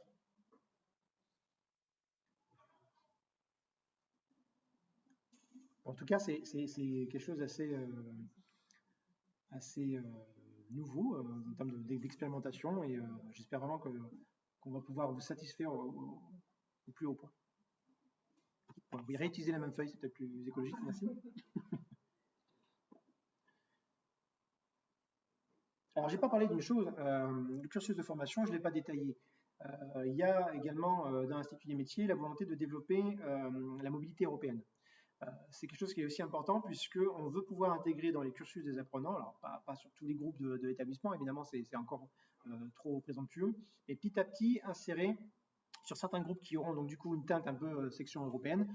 L'objectif c'est de pouvoir préparer, enfin européenne ou internationale pour le coup, mais de pouvoir préparer un projet de départ à l'étranger. Ça c'est aussi la plus-value qu'on veut mettre sur la table. Donc c'est aussi nouveau pour l'Institut des métiers. On travaille beaucoup sur de la mobilité européenne, la mobilité internationale après la formation.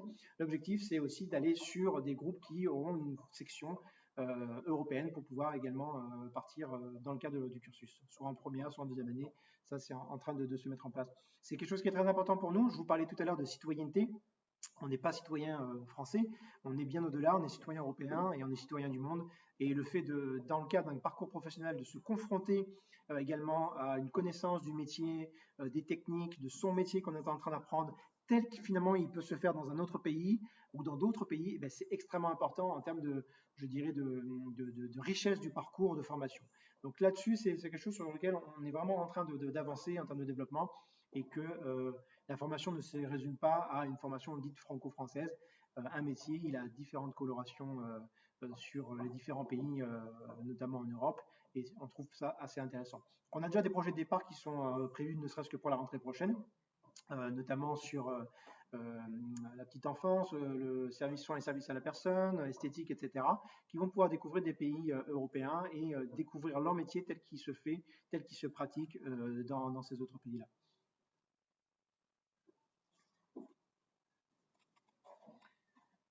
Dites-moi. Oui. Alors, effectivement, pour parler un petit peu plus des entreprises qui peuvent vous accueillir, en fonction de tous les métiers que nous couvrons, il y a aussi sur certains métiers où vous pourrez être amené à avoir des entreprises privées, classiques, mais il y a également des administrations, des entreprises publiques. Donc, c'est important à le savoir. Alors, il y a une petite différence que, pour l'instant, va être résolue, j'ose espérer. En tout cas, nous, les directions de CFA, on espère que ça puisse avancer là-dessus. Mais pour l'instant, le mode de financement, alors ça ne concerne pas l'apprenti et sa famille, hein, qu'on soit bien clair, mais le mode de financement des contrats dits du secteur public n'est pas le même que pour l'ensemble des autres contrats. Je m'explique. Pour la rentrée prochaine, normalement, effectivement, l'administration ou l'entreprise publique sera amenée à financer 50% du coût de formation, qui peut parfois être élevé, mais qui, et là c'est l'avancée qu'on a pu obtenir, qui sera également financé pour les autres 50% par le CNFPT, si je ne dis pas de bêtises, en tout cas le Centre de formation de la fonction publique et territoriale et d'État. Donc du coup, c'est aussi quelque chose à bien prendre en considération. Là aussi, venez vers nous, c'est nous qui vous accompagnerons et qui ferons les démarches d'explicitation s'il y a besoin vis-à-vis de l'entreprise, parce qu'on rentre dans l'entreprise ou l'administration, on rentre dans des considérations qui sont peut-être un peu techniques et qu'évidemment vous pouvez ne pas maîtriser. Donc appuyez-vous sur nous et on fera aussi l'intervenir s'il y a besoin. Notre staff au niveau du pôle développement est parfaitement au point là-dessus pour pouvoir accompagner le projet de recrutement qui peut être celui de l'administration de l'entreprise publique.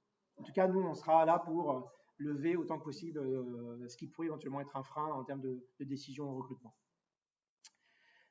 Effectivement, nous avons, je vous ai parlé de sélection des candidats sur certaines formations, notamment sur les BTS maintenance des véhicules automobiles ou sur le BTS MCO, donc NDRC, sur les BTS esthétique et BTS commercialisation, sur les BP commercialisation en restaurant ou les BP cuisine, également sur les bacs pro MVP dans l'établissement. Donc très globalement, pour faire simple, sur les bacs, une partie des BP et sur les BTS, nous avons mis en place un processus de sélection des candidats. C'est-à-dire que l'idée, c'est de vraiment, au travers de ce processus, de bien déterminer, et c'est ce que je vous disais en introduction de cette présentation, hein, de bien déterminer à la fois la motivation de l'apprenant et de savoir aussi qu'il soit bien conscient dans quoi il va mettre les pieds, en termes de degrés d'exigence qui sont évidemment ceux de l'Institut des métiers, mais également des entreprises d'accueil pour lesquelles, du coup, nous allons proposer ces candidatures-là. Donc évidemment, mieux le besoin est déterminé d'un côté et de l'autre, mieux le mariage, hein, c'est un peu le terme qu'on utilise dans nos établissements, le mariage candidat-entreprise pourra être fructueux. Donc ce qui est important, c'est effectivement, c'est de connaître, mais vous êtes forcément informé en temps et en heure en fonction de votre projet de formation à l'Institut des métiers, de ces dispositions en termes de sélection.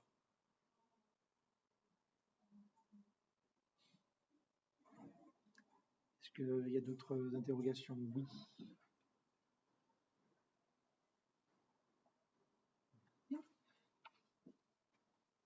Alors, les rythmes d'alternance, j'en ai parlé effectivement tout à l'heure. Effectivement, je vous ai dit qu'il y avait environ 12 semaines par an de formation au centre de formation, ce qui veut dire que globalement pour les CAP, c'est 12 semaines en centre. C'est le rythme d'une semaine sur 3. C'est-à-dire que vous avez une semaine CFA, 2 semaines entreprise. Ça, c'est le rythme classique.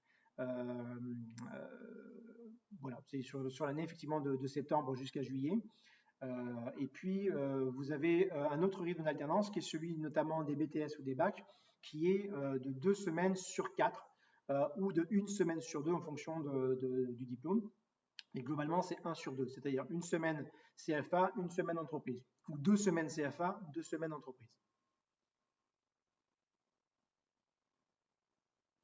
Alors, certains souhaitent plus d'informations sur les 8 000 €. Est-ce que ça concerne tous les diplômes et toutes les tailles d'entreprise? Alors que je me remets bien dans les dispositions qui nous ont été envoyées, c'est tous les diplômes, effectivement, jusqu'au niveau de Bac plus 3. Et sur toute taille d'entreprise, il ne me semble pas qu'il y ait de limite sur les tailles d'entreprise. Donc effectivement, c'est ouvert et c'est aussi une chance pour l'ensemble du tissu économique face, en tout cas à cette période post-Covid. Donc effectivement, on croit profondément en fait que ça pourra être un levier pour continuer à former la jeunesse qui, encore une fois, est la relève du tissu économique auvergnat. Ah, j'ai effectivement donc une internaute qui nous a félicité pour les journées de pré-rentrée. Bah, écoutez, je tiens à vous remercier. C'est effectivement pour nous quelque chose qui est important. L'objectif vraiment de cette journée de pré-rentrée, c'était vraiment de tout verrouiller avant que la formation commence, de lever tous les freins, toutes les interrogations, de remettre tous les documents, qu'on soit au clair et qu'une fois que l'apprenti commence sa formation au premier jour de son calendrier d'alternance, eh bien, il n'y a plus qu'à faire la formation, il n'y a plus qu'à. Voilà. Donc ça, merci pour ce retour. C'est important aussi qu'on ait ce type de retour-là. Et clairement, c'est quelque chose qu'on va maintenir sur cette rentrée, évidemment, et qu'on va même améliorer, on va chercher à améliorer, puisque ce qu'on va vouloir essayer aussi de cerner, et on va tirer les leçons du Covid, hein, de cette crise sanitaire, on va ici chercher à cerner aussi quel est le degré de connaissance et de compétence en informatique des apprentis qui vont commencer à intégrer le CFA, pour qu'on puisse ou non, en fonction de ce prérequis-là, les amener à avoir un petit sas de formation rudimentaire sur l'utilisation basique d'un traitement de texte, parfois d'un mail, hein, parce que c'est pas toujours évident de savoir préparer un mail, comment l'envoyer, l'adresser, etc., mettre une pièce jointe. Voilà, en tout cas, de pouvoir bien mesurer le degré de connaissance et de compétence du candidat à l'apprentissage et de pouvoir le positionner sur un petit sas d'amélioration.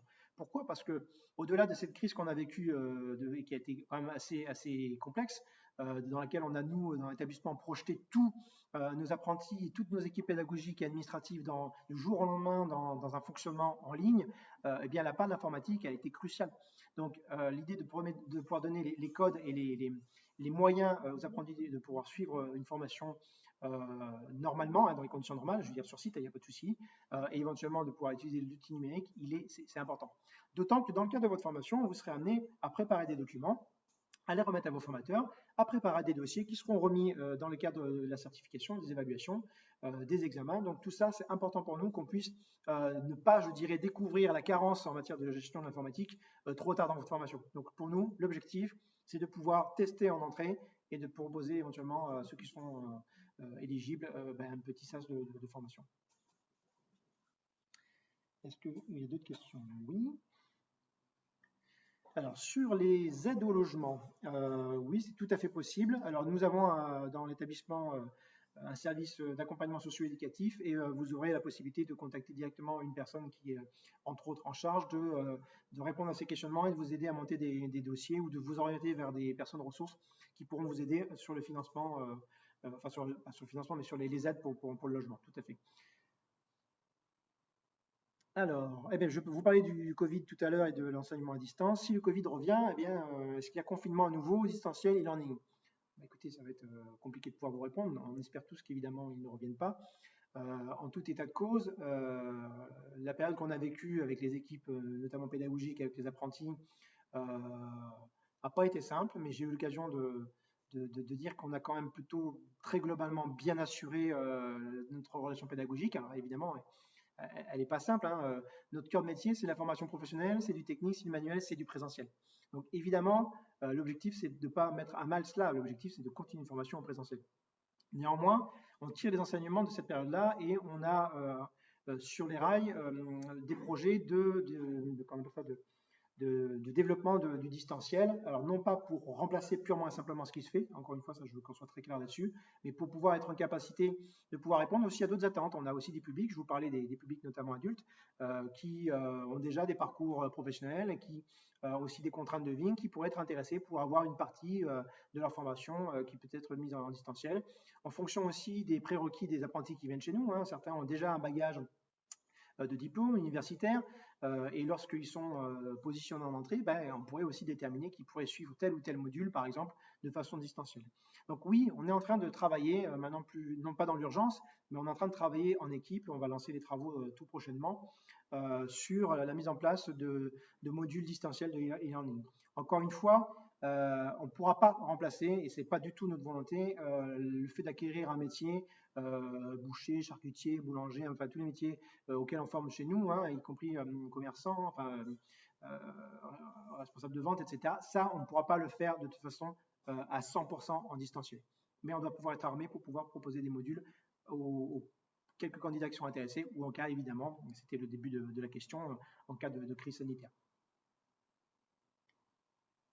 Encore une fois, on ne souhaite pas que ça revienne. Et on fait tout ce qu'il faut, on se protège, on respecte les gestes barrières. Le coût du self, je l'ai évoqué tout à l'heure. C'est en fonction de ce que vous consommez. Donc, si vous prenez une salade, un plat, un fromage, un dessert, ça vous coûtera tant. Alors, j'ai pas de tarif, c'est en fonction des produits qui sont pris. Mais globalement, le coût moyen, le ticket moyen pour un apprenti chez nous, on est autour de 3 euros, 3,20 €. Donc, c'est somme toute très raisonnable. Et quand je dis 3,20 €, c'est quand vous avez un plateau qui est assez bien garni. Donc voilà, ça c'est vous qui. L'avantage, c'est aussi de lutter contre le gaspillage. Vous consommez et donc vous ne payez que ce que vous consommez. Donc effectivement, oui, on n'a pas un système de forfait, hein, c'est vraiment chacun paye ce qu'il consomme dans l'établissement.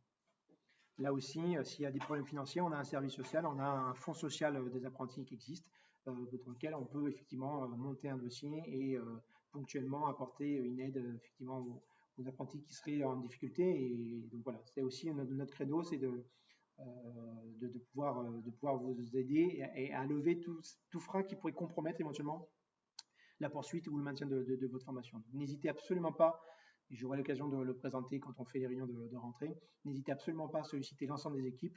On a tout ce qu'il faut en termes de relais internes et externes d'établissement pour pouvoir lever ces freins et ces difficultés-là. Ne restez jamais seul dans une difficulté, c'est très important, parce qu'encore une fois, on fera tout ce qu'il faut pour nous aider, hein, pour vous aider. on n'a pas de baguette magique. Lorsque la situation est trop complexe, eh bien, effectivement, on a des relais sur lesquels on pourra s'appuyer également en extérieur.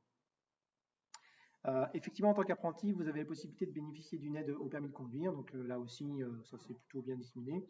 On va prochainement faciliter aussi cette demande-là. Il y aura un formulaire qui sera mis à disposition que vous pourrez pré-remplir. Et nous, en interne, on traitera cette aide-là au permis de conduire.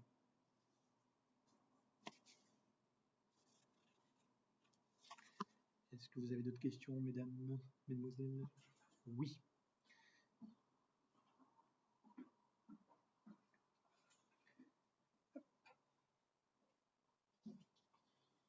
Alors, y a-t-il un CDI ou des postes informatiques à disposition? Donc, effectivement, on a un centre de ressources à l'Institut des métiers, qui est plutôt bien doté à la fois en termes de manuels professionnels, de revues, d'abonnements, qui est équipé en postes informatiques qui sont à disposition.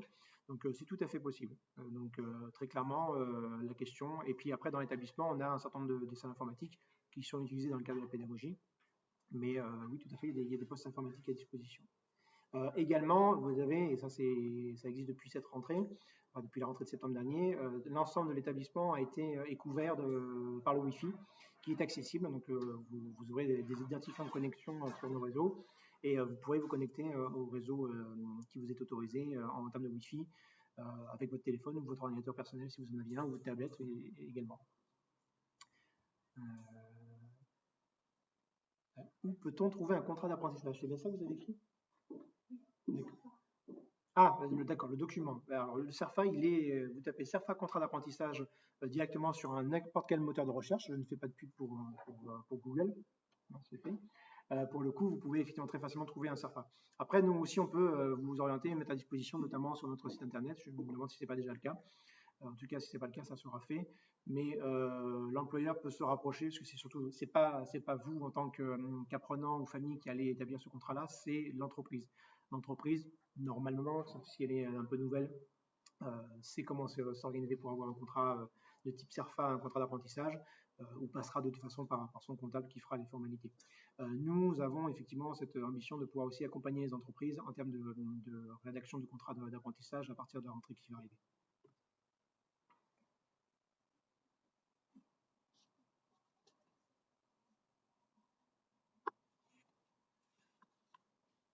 Est-ce que ça arrive? Je vais en profiter pour. Si vous ne me le voyez pas, mais j'ai des gros projecteurs sur le visage et je vous dis pas que, plus avec la chaleur qu'il fait aujourd'hui.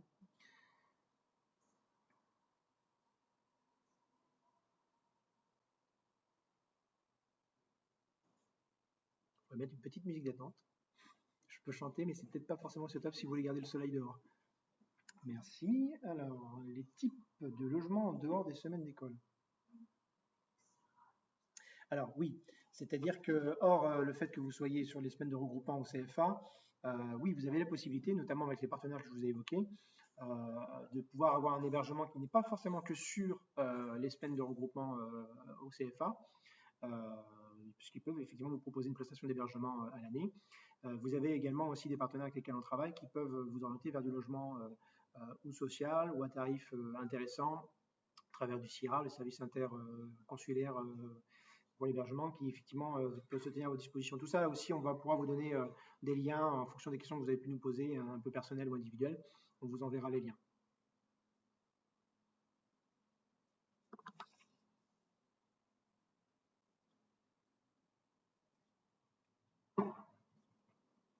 Bon, n'oubliez pas, vous avez toujours la possibilité de nous faire un petit feedback au travers des 4 petits sondages qui sont à votre disposition. Nous les décortiquerons avec un vif intérêt. Moi, ça m'intéresse vraiment de savoir comment vous avez vécu, vous, de votre côté, cette JPO virtuelle et puis de voir effectivement comment on va améliorer ce dispositif-là. Ce qui est certain, c'est qu'on aura d'autres formats de ce type-là, en termes de journées portes ouvertes. Là, on était sur une journée portes ouvertes plutôt généraliste. On ambitionne, on va y travailler en tout cas d'organiser des journées portes ouvertes qui soient peut-être plus par secteur d'activité et pour lesquelles vous pourrez avoir des réponses beaucoup plus concrètes. Évidemment, moi, je n'ai pas la prétention de maîtriser l'ensemble des métiers auxquels nous formons. Donc, qui de mieux qu'un professeur, les formateurs ou chefs de secteur, par exemple, qui sont en capacité de pouvoir donner des réponses très précises sur le contenu de la formation. ils seront bien plus à même de pouvoir vous répondre effectivement là-dessus.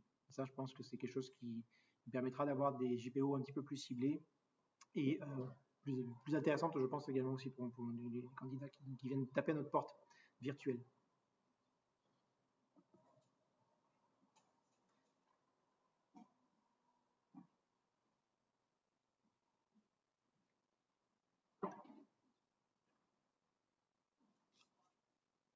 La date butoir pour s'inscrire. Il n'y a pas de date butoir. Concrètement, c'est aussi un peu la nouveauté qui a été introduite par le législateur il y a quelques mois, c'est qu'effectivement, vous pouvez signer un contrat d'apprentissage à n'importe quel moment de l'année. Ça, on va être très clair. C'est la fameuse possibilité d'entrée-sortie, surtout d'entrée permanente sur nos formations. Pour autant, la réalité fait qu'il est souhaitable d'intégrer une formation en début de celle-ci, pour ne rien manquer et de vraiment intégrer dans le groupe, c'est aussi important, et de pouvoir ne pas avoir forcément trop de rattrapage. À terme, effectivement, l'objectif est de pouvoir accueillir, avant on avait cette sacro-sainte date du 31 décembre pour conclure un contrat d'apprentissage. Aujourd'hui, on peut aller au-delà de cette date-là. Maintenant, nous, on construira avec vous un parcours qui sera forcément adapté, parce que si vous arrivez trop tardivement dans une année qui a déjà commencé, ben on proposera certainement une adaptation de la durée du contrat pour que vous puissiez ne rien manquer et surtout être, encore une fois, c'est quand même notre objectif, le mieux armé pour l'acquisition des compétences que vous visez à travers la formation choisie, et évidemment aussi ben pour être en capacité de présenter les examens dans les meilleures conditions qui soient. Alors, je vois une question, effectivement, à laquelle je vais peut-être rebondir directement, c'est comment peut-on s'inscrire et surtout, est-ce qu'il faut un patron avant de commencer la formation? Concrètement, je l'ai dit, notre modèle de formation, il repose sur l'articulation avec une entreprise. Donc, s'il n'y a pas d'entreprise, ça va être très compliqué pour nous de pouvoir construire avec vous une formation en apprentissage. Pour autant, donc l'objectif, c'est de vous accompagner sur la conclusion d'un contrat. Donc, n'hésitez pas, encore une fois, à nous mobiliser pour pouvoir vous amener et vous proposer des entreprises d'accueil qui correspondent à votre besoin. Après, effectivement, il y a des dispositifs qui ont été proposés par le législateur de pouvoir commencer une formation sans forcément avoir d'entreprise. Là, sur ce point-là, on est en train de réfléchir à ce qu'on peut proposer à ces candidats-là, puisqu'encore une fois, notre modèle pédagogique, ça reste l'entreprise. Et on ne veut pas prendre de risques, à la fois pour l'établissement, mais surtout pour le candidat, de commencer, de lui faire commencer une formation. Parce que ce que le législateur ne dit pas, c'est qu'au bout des 6 mois, par exemple, proposés, s'il n'y a pas d'entreprise, la formation s'arrête net. Et ce serait dramatique. Donc nous, on ne veut pas créer des situations dramatiques, on veut sécuriser le choix du candidat de se former sur tel ou tel diplôme. Donc, concrètement, ça pourra passer effectivement par un accompagnement renforcé, mais effectivement la volonté claire de réduire au maximum cette période-là, puisque, encore une fois, toute l'expérience que vous acquérez, dont vous faites l'acquisition en entreprise, ben, vous ne l'avez pas et vous êtes, entre guillemets, vous allez prendre du retard par rapport aux autres qui seront dans la formation. Donc ça, c'est pas quelque chose qui est souhaitable pour nous. Néanmoins, voilà, on n'est pas fermé à étudier au cas par cas les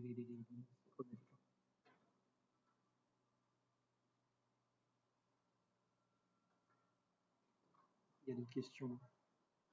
Oui. On rentre le papier là.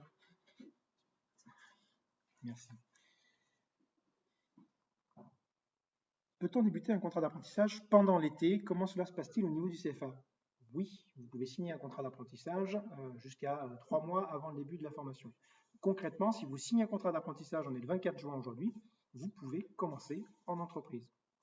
Le CFA, ben, vous intégrerez par rapport au calendrier d'alternance qui vous sera communiqué en fonction du groupe dans lequel on vous aura positionné. Concrètement, si vous faites un CAP, par exemple, boulanger, si vous avez une entreprise qui vous accueille à partir d'aujourd'hui, ben, vous commencerez le CFA sur un des groupes de première année qui commencerait fin septembre, début octobre. La question, la semaine de CFA est-elle payée? Oui, sans aucune ambiguïté.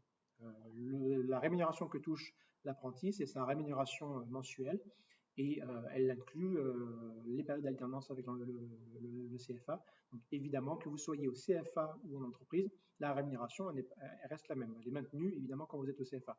Et ce qui explique aussi la raison pour laquelle on est très pointilleux et très scrupuleux sur le respect des règles, notamment au CFA, puisque vous êtes salarié sur un lieu de formation un lieu de formation sur le centre de formation. Donc pour le coup, comme tous ces salariés-là, ben, vous êtes tenus aux mêmes obligations qui sont celles de votre employeur. Et vous êtes sous la responsabilité de votre employeur, évidemment sous la main au niveau de l'établissement, mais vous êtes toujours dans le cadre du contrat d'apprentissage, il n'est pas suspendu pendant que vous êtes au CFA, et la rémunération de fait, elle est maintenue. Ce qui fait que si vous êtes absent au CFA, si vous êtes absent de façon notamment injustifiée, ou si vous accumulez des retards, mais ça explique pourquoi nous enverrions tous les éléments à l'employeur pour qu'il puisse faire le nécessaire pour pouvoir récupérer, en tout cas ne pas verser la part de salaire qui n'est pas due en raison de vos absences, par exemple.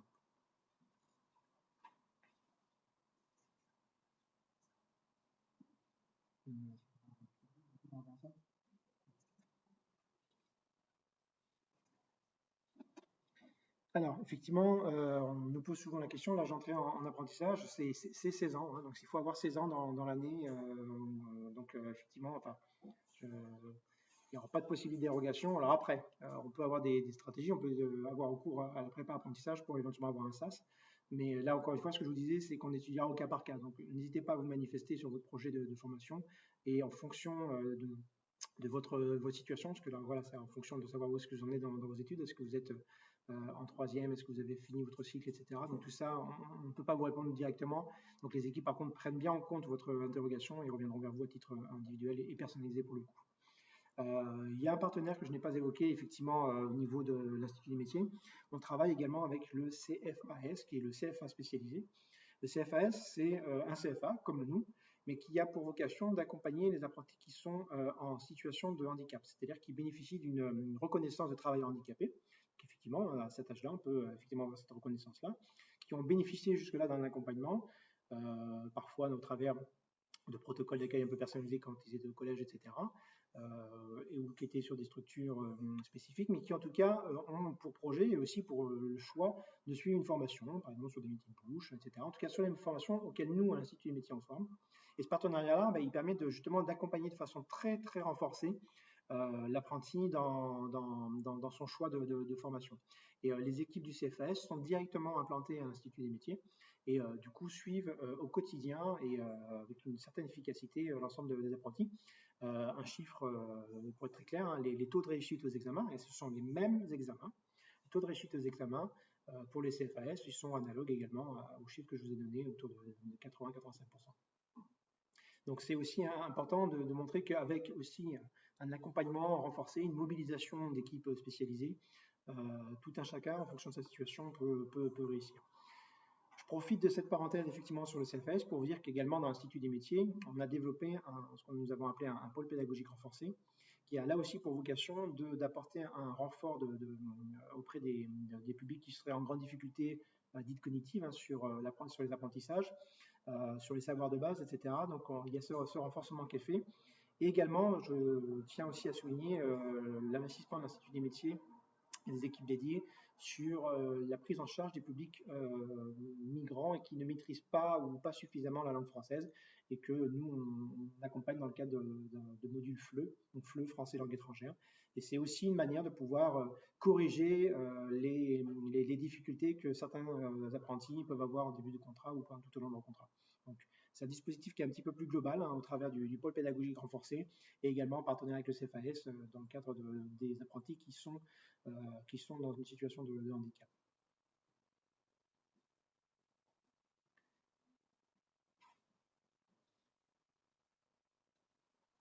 Est-ce que... En tout cas, beaucoup de questions, c'est intéressant.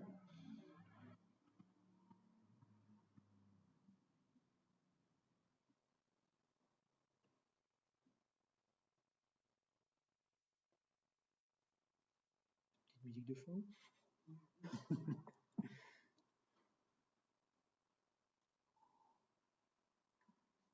Alors moi, je vais quand même en profiter du coup de ce petit trou d'antenne, parler comme si j'étais à l'antenne. Je vais quand même remercier toutes les petites fourmis ou les abeilles ouvrières qui ont œuvré pour préparer cette première expérience de journée porte ouverte. Effectivement, donc je tiens à remercier effectivement Sophie, Anna, Audrey, Danae, Florence, Michael, Peter, qui se sont investis pleinement pour faire vraiment, enfin pour moi c'est déjà en soi une réussite, Évidemment, vous êtes derrière votre écran, vous voyez, vous constatez, mais toute la préparation en amont, l'aspect technique, l'expérimentation, etc., c'était quelque chose qui était extrêmement ardu. Et en tout cas, j'ai vraiment apprécié de voir le staff, hein, la Dream Team, comme je les appelle ici, pouvoir contribuer effectivement à cette première, qui encore une fois sera nécessairement améliorée au gré de toutes les remarques et de tous les apports que vous pourrez nous faire, notamment à travers des sondages. En tout cas, merci encore à elles et à eux pour leur engagement dans l'Institut des métiers. Et encore une fois, je reviens là-dessus, mais l'Institut des métiers, je vous l'ai dit au tout début, c'est une forme de famille. Voilà. Et on est très attaché à cela, sur le fait que lorsque vous êtes apprenant et que vous intégrez l'Institut des métiers, vous n'êtes pas livré à vous-même. C'est une grosse structure, effectivement, 2000 apprenants, mais finalement, vous n'avez pas l'impression d'être noyé dans la masse, comme on pourrait l'être quand on est étudiant dans une université, par exemple. Là, dans l'Institut du métier, vous êtes en petit groupe, tout le monde vous connaît, vous avez un tuteur, un référent, etc. Donc ça, c'est important et c'est quelque part aussi notre plus-value. Donc voilà, n'hésitez pas si vous avez d'autres questionnements.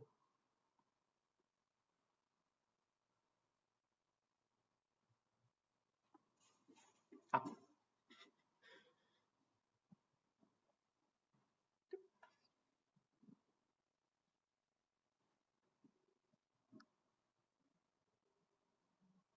Oui, alors il faut faire un petit effort d'écriture, Anna. Y a-t-il une navette pour venir à l'Institut des métiers? Oui, on a mis en place une navette qui a 2 points de desserte, donc c'est la maison de la culture et la gare routière, qui du coup vous avez la possibilité de récupérer cette navette-là, qui vous amène matin et qui vous ramène le soir, ou le midi pour le vendredi évidemment, mais qui en début et en fin de journée vous dépose sur ces endroits stratégiques de la ville de Clermont, évidemment notamment pour pouvoir reprendre un départ sur une correspondance d'ailleurs.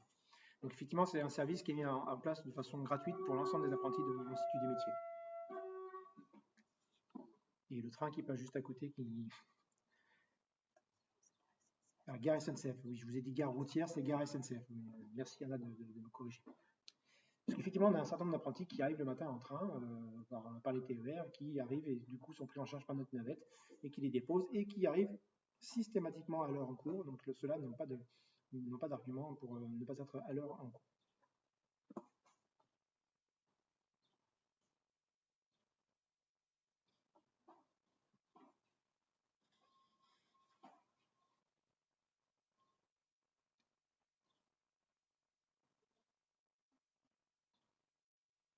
Bon, effectivement, je vois qu'il y a pas mal de questions par rapport à l'entrée en formation, enfin en apprentissage à 15 ou 16 ans, en fonction de l'âge, etc. Donc encore une fois, hein, si vous arrivez en cours de route, vous allez avoir une réponse personnalisée en fonction de la situation. Donc on vous demandera peut-être de préciser un petit peu le contexte et on vous apportera une réponse pour que vous puissiez être déterminé par rapport à ce projet d'orientation en apprentissage.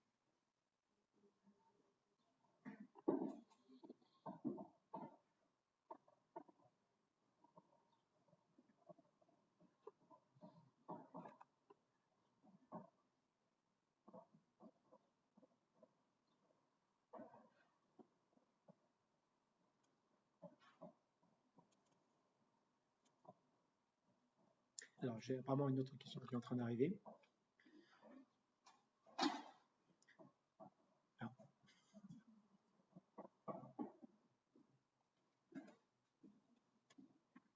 Excusez-moi.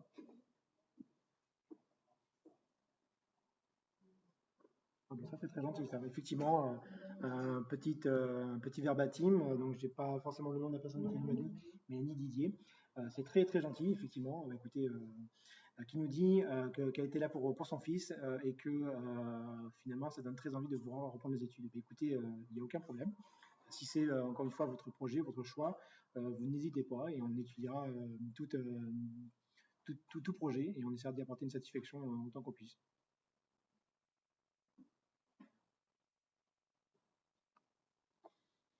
Il n'y a pas d'âge hein, pour apprendre un métier ou réapprendre un métier. Hein. On est sur des générations désormais où on ne fera plus et on ne fait plus et on ne fera plus de carrière tout au long de notre vie dans la même structure. Donc nécessairement, nous, notre ambition au niveau de l'Institut des métiers, encore une fois en tant qu'organisme de formation professionnelle, c'est de faciliter tous ces projets de changement de transition au travers de l'accompagnement des projets de publics dits adultes voilà, qui ont envie de changer. Et puis, c'est pas qu'un cas d'école, hein, c'est vraiment, moi, je disais tout à l'heure, un phénomène de société qui fait qu'on a vraiment, vraiment envie d'évoluer. Et en tout cas, nous, on vous permettra de le faire dans la limite, évidemment, de nos compétences. En tout état de cause, effectivement, on n'est pas bloqué sur une carrière. Donc, on peut à n'importe quel moment de la vie, à partir du moment où le projet a mûri, on peut avancer sur ce choix-là. On a des profils assez atypiques, hein. On a par exemple des apprentis qui ont repris un CAP pâtissier, et qui pourtant était ingénieur ou était diplômé de philosophie. On a pu connaître ça dans les parcours des candidats qu'on a reçus. Donc voilà, il n'y a pas de barrière. Il n'y a pas de barrière. La volonté, c'est le premier des critères pour pouvoir intégrer ou se mettre à reprendre une formation.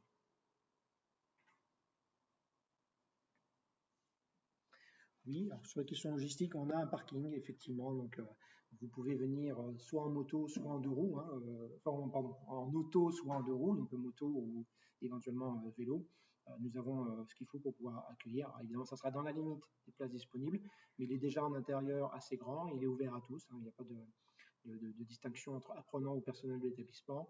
Et effectivement, en fonction des places, si c'était complet, ça peut arriver en intérieur. Vous avez dans le quartier, aux alentours, la possibilité de stationner. Encore une fois, privilégier les déplacements en transport en commun, ça reste aussi assez confortable. Et puis, on a un très très bon maillage sur la ville de Clermont-Ferrand par rapport au transport en commun. En tout cas, l'établissement, je l'ai dit tout à l'heure, est très bien desservi. Question sur les fournitures. Donc, j'imagine que c'est par rapport aux fournitures dites scolaires, c'est le petit matériel à avoir. L'établissement ne met rien à disposition, hein, des apprenants. C'est à chaque apprenti d'avoir son matériel de base pour pouvoir travailler, à savoir des stylos, un peu de feuilles de papier, de quoi ranger, etc. Certains formateurs pourraient être amenés effectivement à demander un équipement un petit peu plus spécifique, hein, par exemple sur les arts appliqués ou sur d'autres matières. Ça sera effectivement vu en fonction des formateurs. En tout état de cause, au-delà des fournitures dites basiques, le premier équipement, ce qu'on appelle le premier équipement, c'est-à-dire la mallette d'outils ou la tenue professionnelle notamment, effectivement, toutes ces informations sont délivrées au moment où vous avez conclu le contrat d'apprentissage, et on vous adressera à la convocation de rentrée avec un dossier d'admission. Et là-dedans, vous aurez la fiche qui correspond au trousseau à acheter et le fournisseur avec lequel on a négocié des tarifs. Voilà. Et tout sera expliqué dans cette fiche-là, parce qu'en plus, on est sur une année de transition du fait des modes de financement du premier équipement qui évoluent. Je ne rentre pas dans les détails, mais effectivement, tout sera mis à vos dispositions au moment du dossier d'admission qui vous sera remis.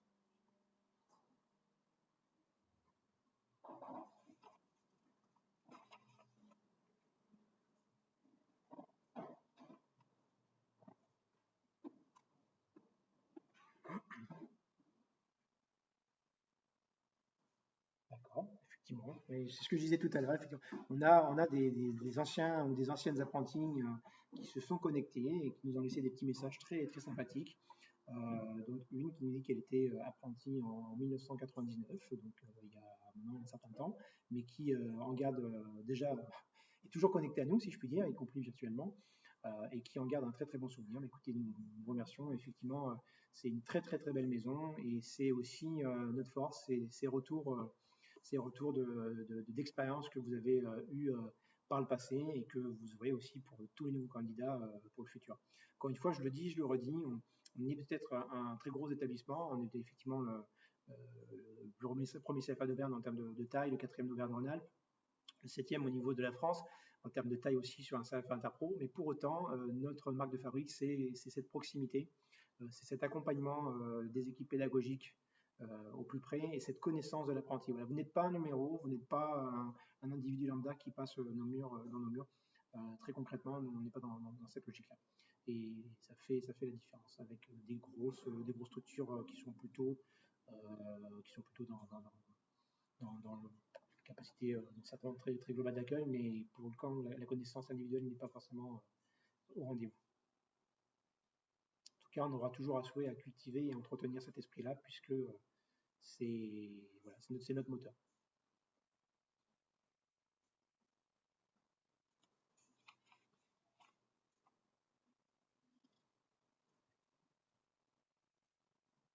Il y a d'autres questions? Oui.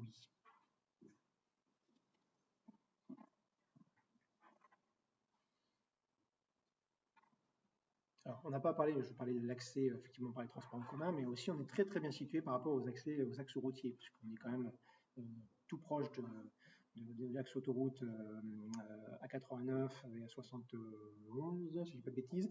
Et en tout cas, que voilà, il y a ce croisement-là, et c'est aussi très facile de pouvoir venir de chez nous, y compris en venant de loin. Alors, d'autres questions? Non, c'est pas des questions, en fait, c'est simplement c'est qu'on vous rappelle nos réseaux sociaux qui sont vraiment à notre disposition. Les réseaux sociaux au sens noble du terme, c'est-à-dire on souhaite vraiment cultiver le lien social avec l'ensemble de nos followers, comme c'est l'expression usuelle. Vous pouvez nous retrouver sur Insta, sur CFAIDM63, sur Facebook, au travers de la page de l'Institut des métiers, que vous connaissez, puisque vous êtes ici présent.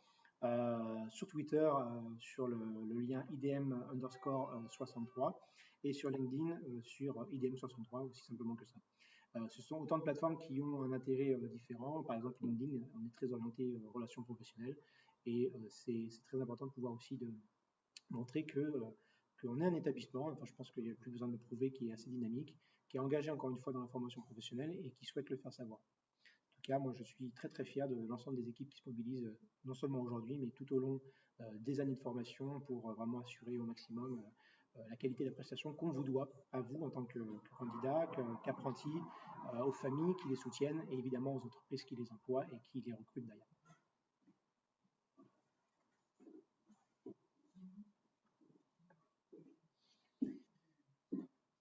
Voilà, je pense qu'on a fait le tour des interrogations. En tout état de cause, n'hésitez pas, vous pouvez toujours utiliser le Google Form pour pouvoir vous faire connaître. Et toutes les questions, encore une fois, que vous avez pu poser et qui n'auraient pas eu de réponse, soit directe par rapport au flux qu'on a pu recevoir, soit de ma part, vous aurez une réponse quoi qu'il arrive. On rebalayera l'ensemble des questions posées.